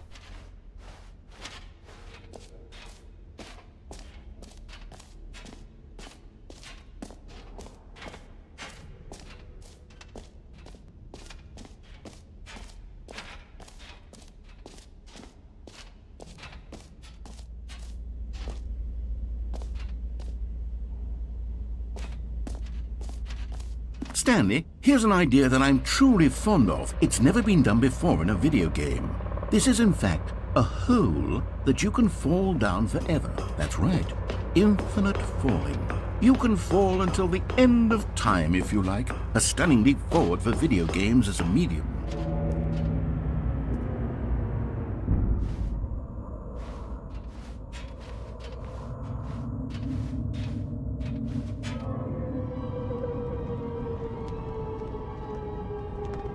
You see, isn't it wonderful? One of my more ingenious concoctions, if I do say so. Now then, since you've gotten to see the infinite hole, you can press the teleport button to pop back up to the top, and we can continue onward. Now, I don't mean to be a bummer, but I do recommend you use the teleport button to go back to the top. Maybe do it on the sooner rather than later spectrum of things.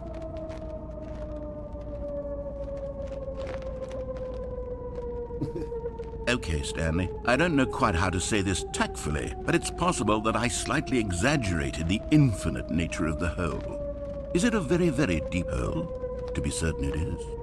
It's an extremely deep hole. I don't want anyone to say that it isn't an astonishingly deep hole. It is. Is it infinite? Well, that sort of depends on your definition of infinity. From one perspective, the infinite is merely philosophical in nature. It's more of a... Okay, well, good for you. You found the bottom of the hole. You found me out, Stanley. I'm a liar and a cheat, and you're so clever. Look, I think the issue here is just that you're unusually fascinated by falling. What normal person actually wants to fall infinitely? I figured the hole was as deep as anyone would actually need. Don't you put this on me. Maybe you're the problem. Look, things got a little heated there. I think we both said some things we didn't mean. Why don't we just put all this behind us and agree to just call the hole mostly infinite? If that works for you, then go ahead and press the teleport button to warp up to the top of the hole and we can move on. I'll just be up here when you're ready.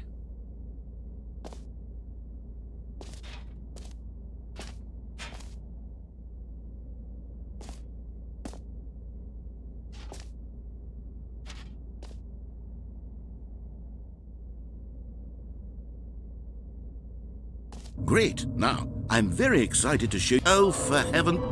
You see, I was right. The problem is you. The problem is that you like holes too much. Not normal.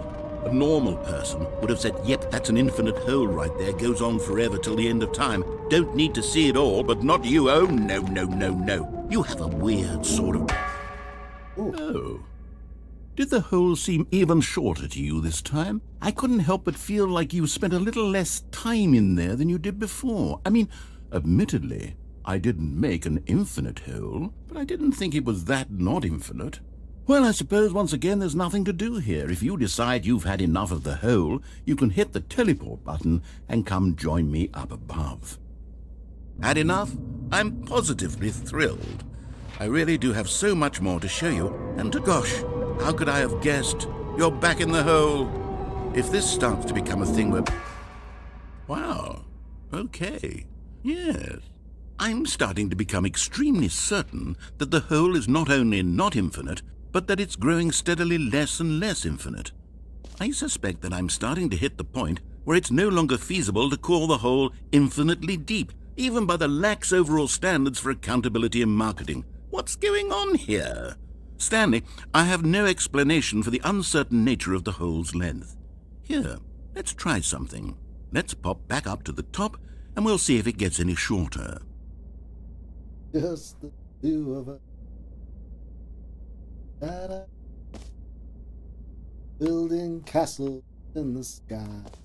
Well, there it is. Oh, the look at shame that. of my lie has come to haunt me. Not only is the hole not infinite, but it's... How is this still appealing to you? I know you're obsessed with holes, but at this depth, I just can't see this scratching the itch.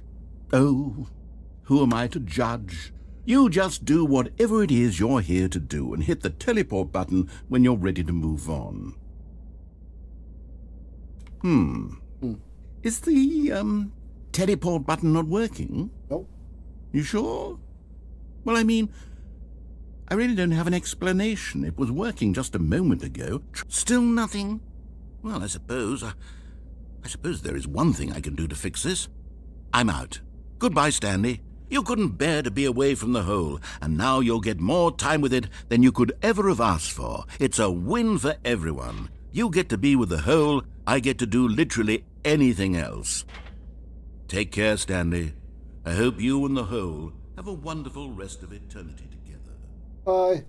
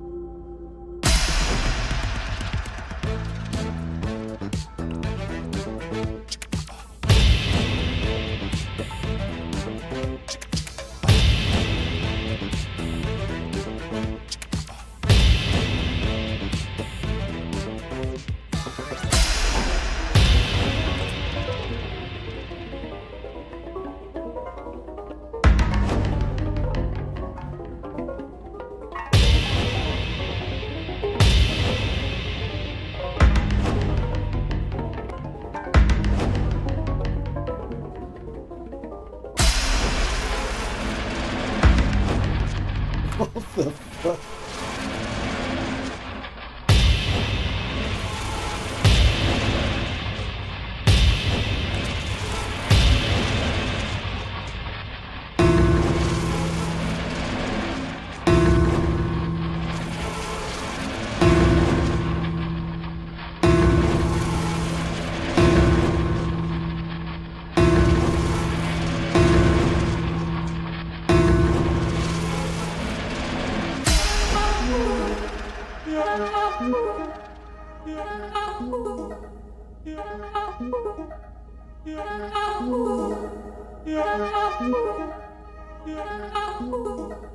Stanley? Stanley? Stanley! Or enjoying that. It seems you had sort of dozed off there, drifting away into dreamland. But we can't have that, Stanley, because this hole is just so darn fascinating that I want you to be wide awake for every second of it. You don't want to miss a single moment. So how about if I just pop in from time to time and wake you up to keep you really, truly focused on the hole? From the looks of things, you and I will have many, many years here in this hole, and I'm looking forward to all of them. Stay alert, Stanley. I'll be back. Toodlepip. Just getting good.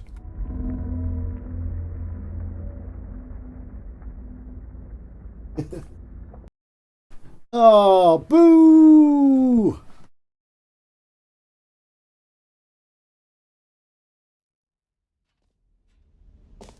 Here we are. Go on, try out some of the new features.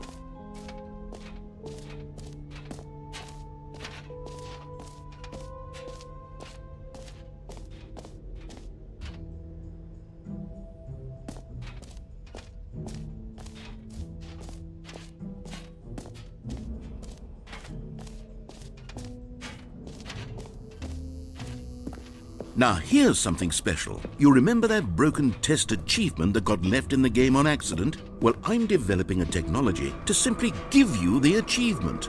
Yes, you see, you'll come to this lever. Okay, perhaps I should have clarified. This is technology that will exist. Right now, the achievement is still fully broken. I'm not a wizard, Stanley, but I guarantee it will be fixed in the sequel to at last satisfy the hordes of ravenous fans all over the world who have been uproariously demanding this feature. Gamers, we hear you, and I promise it will happen.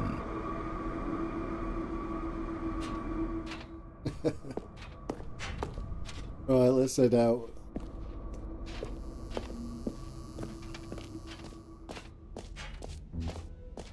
What else? What other exhibits haven't we seen yet?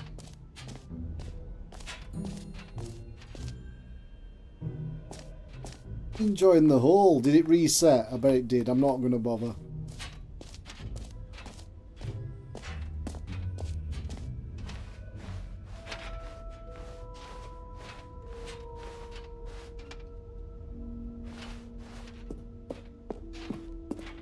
A bucket.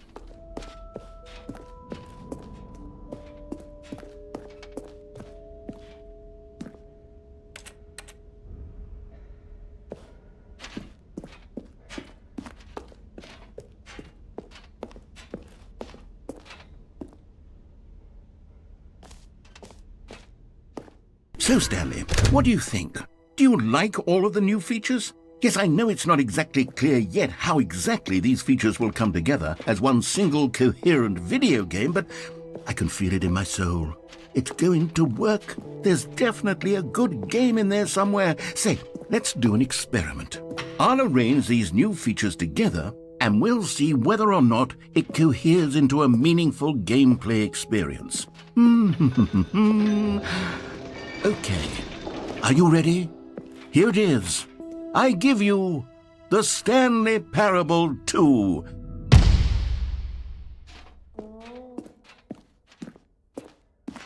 I mean, there's potential here, right? It's sort of... Okay, never mind. Hold on, let me do a different arrangement. Okay, yes, this is much better. I feel good about this. Here we go. Version 2. Who am I kidding, Stanley? This isn't a coherent video game at all. It's a lot of gags. And I do very much enjoy creating gags, but they don't add up to anything. I wanted more than anything to create a sequel that would capture all the magic of the first game. I wanted fans to love it. No matter how good these gags are, they won't stand on their own. They would need the structure and the gameplay of the original. Wait, maybe that's it. I can take the original Stanley Parable and simply, insert a few of my new features into it. Tastefully, of course. With respect. With care for the vision and integrity of the original game. Would it possibly work? I suppose it could. But it would need a really, really tremendous title screen. A title screen that says with bold and uncompromising conviction, "This is the Stanley Parable 2.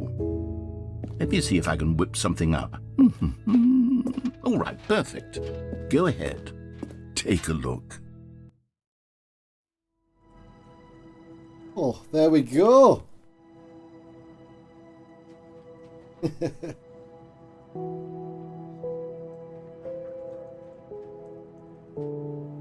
Marvellous. I only bought the first one. Look at that. I get the second one. Fucking as if by magic. Or could I want?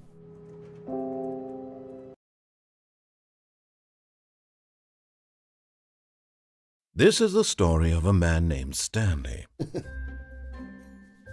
Stanley worked for a company in a big building where he was employee number 427. Employee number 427's job was simple. He sat at his desk in room 427 and he pushed buttons on a keyboard. Orders came to him through a monitor on his desk, telling him what buttons to push, how long to push them, and in what order.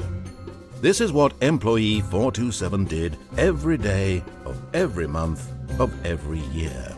And although others might have considered it soul-rending, Stanley relished every moment that the orders came in, as though he had been made exactly for this job. And Stanley was happy. And then one day, something very peculiar happened. Something that would forever change Stanley. Something he would never quite forget. He had been at his desk for nearly an hour when he realized that not one single order had arrived on the monitor for him to follow. No one had showed up to give him instructions, call a meeting, or even say hi. Never in all his years at the company had this happened, this complete isolation. Something was very clearly wrong. Shocked, frozen solid, Stanley found himself unable to move for the longest time. But as he came to his wits and regained his senses, he got up from his desk and stepped out of his office.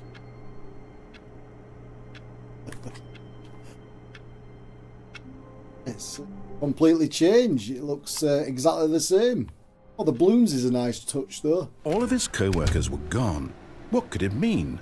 Stanley decided to go to the meeting room. Perhaps he had simply missed a memo. Stanley felt the bucket calling to him, begging him to pick it up. Why was he not doing it? When Stanley came to a set of 2 open doors, he entered the door on his left.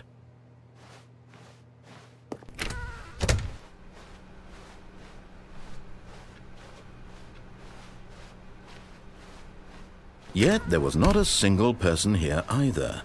feeling a wave of disbelief, Stanley decided to go up to his boss's office, hoping he might find an answer there. Coming to a staircase, Stanley walked upstairs to his boss's office.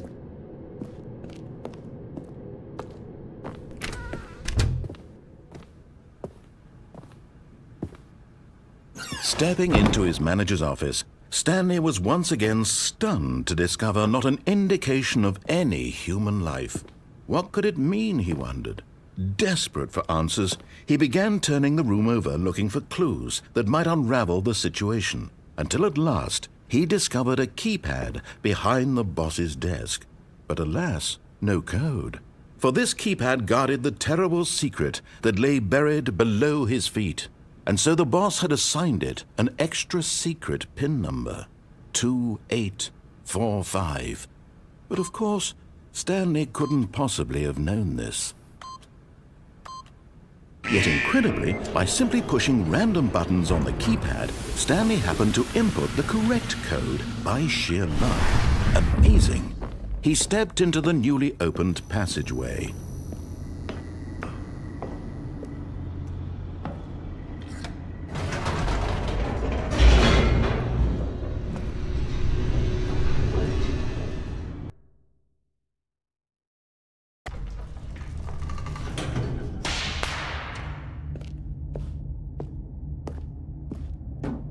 Stanley walked straight ahead through the large door that read Mind Control Facility.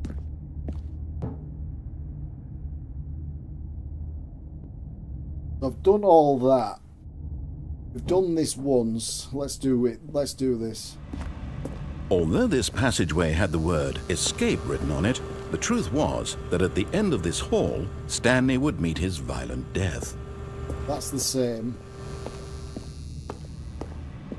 But of course, Stanley thought better of it and realized he simply had too much to live for.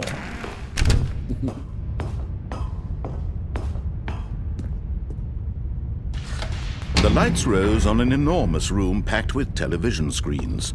What horrible secret did this place hold? Stanley thought to himself. Did he have the strength to find out?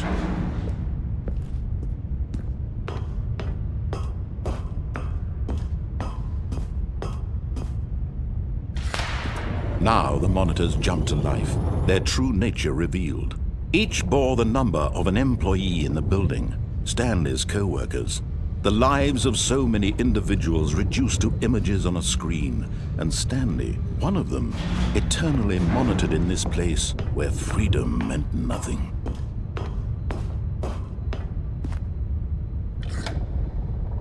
This mind control facility, it was too horrible to believe. It couldn't be true. Had Stanley really been under someone's control all this time? Was this the only reason he was happy with his boring job? That his emotions had been manipulated to accept it blindly? No, he refused to believe it. He couldn't accept it. His own life in someone else's control? Never! It was unthinkable, wasn't it? Was it even possible? Had he truly spent his entire life utterly blind to the world?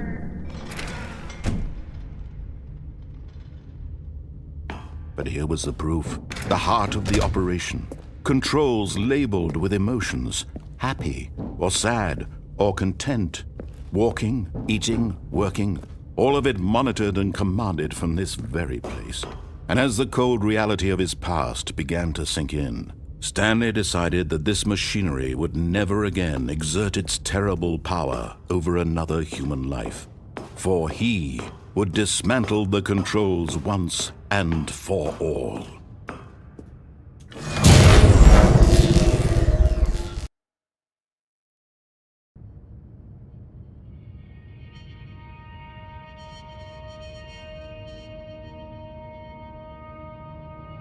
Blackness, and a rising chill of uncertainty. Was it over? Yes! He had won! He had defeated the machine, unshackled himself from someone else's command. Freedom was mere moments away. And yet, Even as the immense door slowly opened, Stanley reflected on how many puzzles still lay unsolved. Where had his co-workers gone? How had he been freed from the machine's grasp? What other mysteries did this strange building hold? But as sunlight streamed into the chamber, he realized none of this mattered to him, for it was not knowledge or even power that he had been seeking, but happiness. Perhaps his goal had not been to understand, but to let go. No longer would anyone tell him where to go, what to do, or how to feel. Whatever life he lives, it will be his. And that was all he needed to know.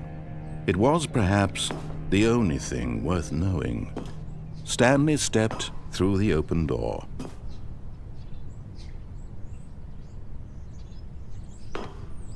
Stanley felt the cool breeze upon his skin, the feeling of liberation, the immense possibility of the new path before him.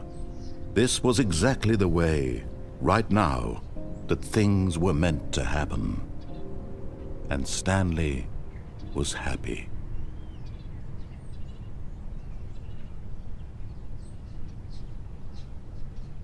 Way to go, Stanley. Way to go.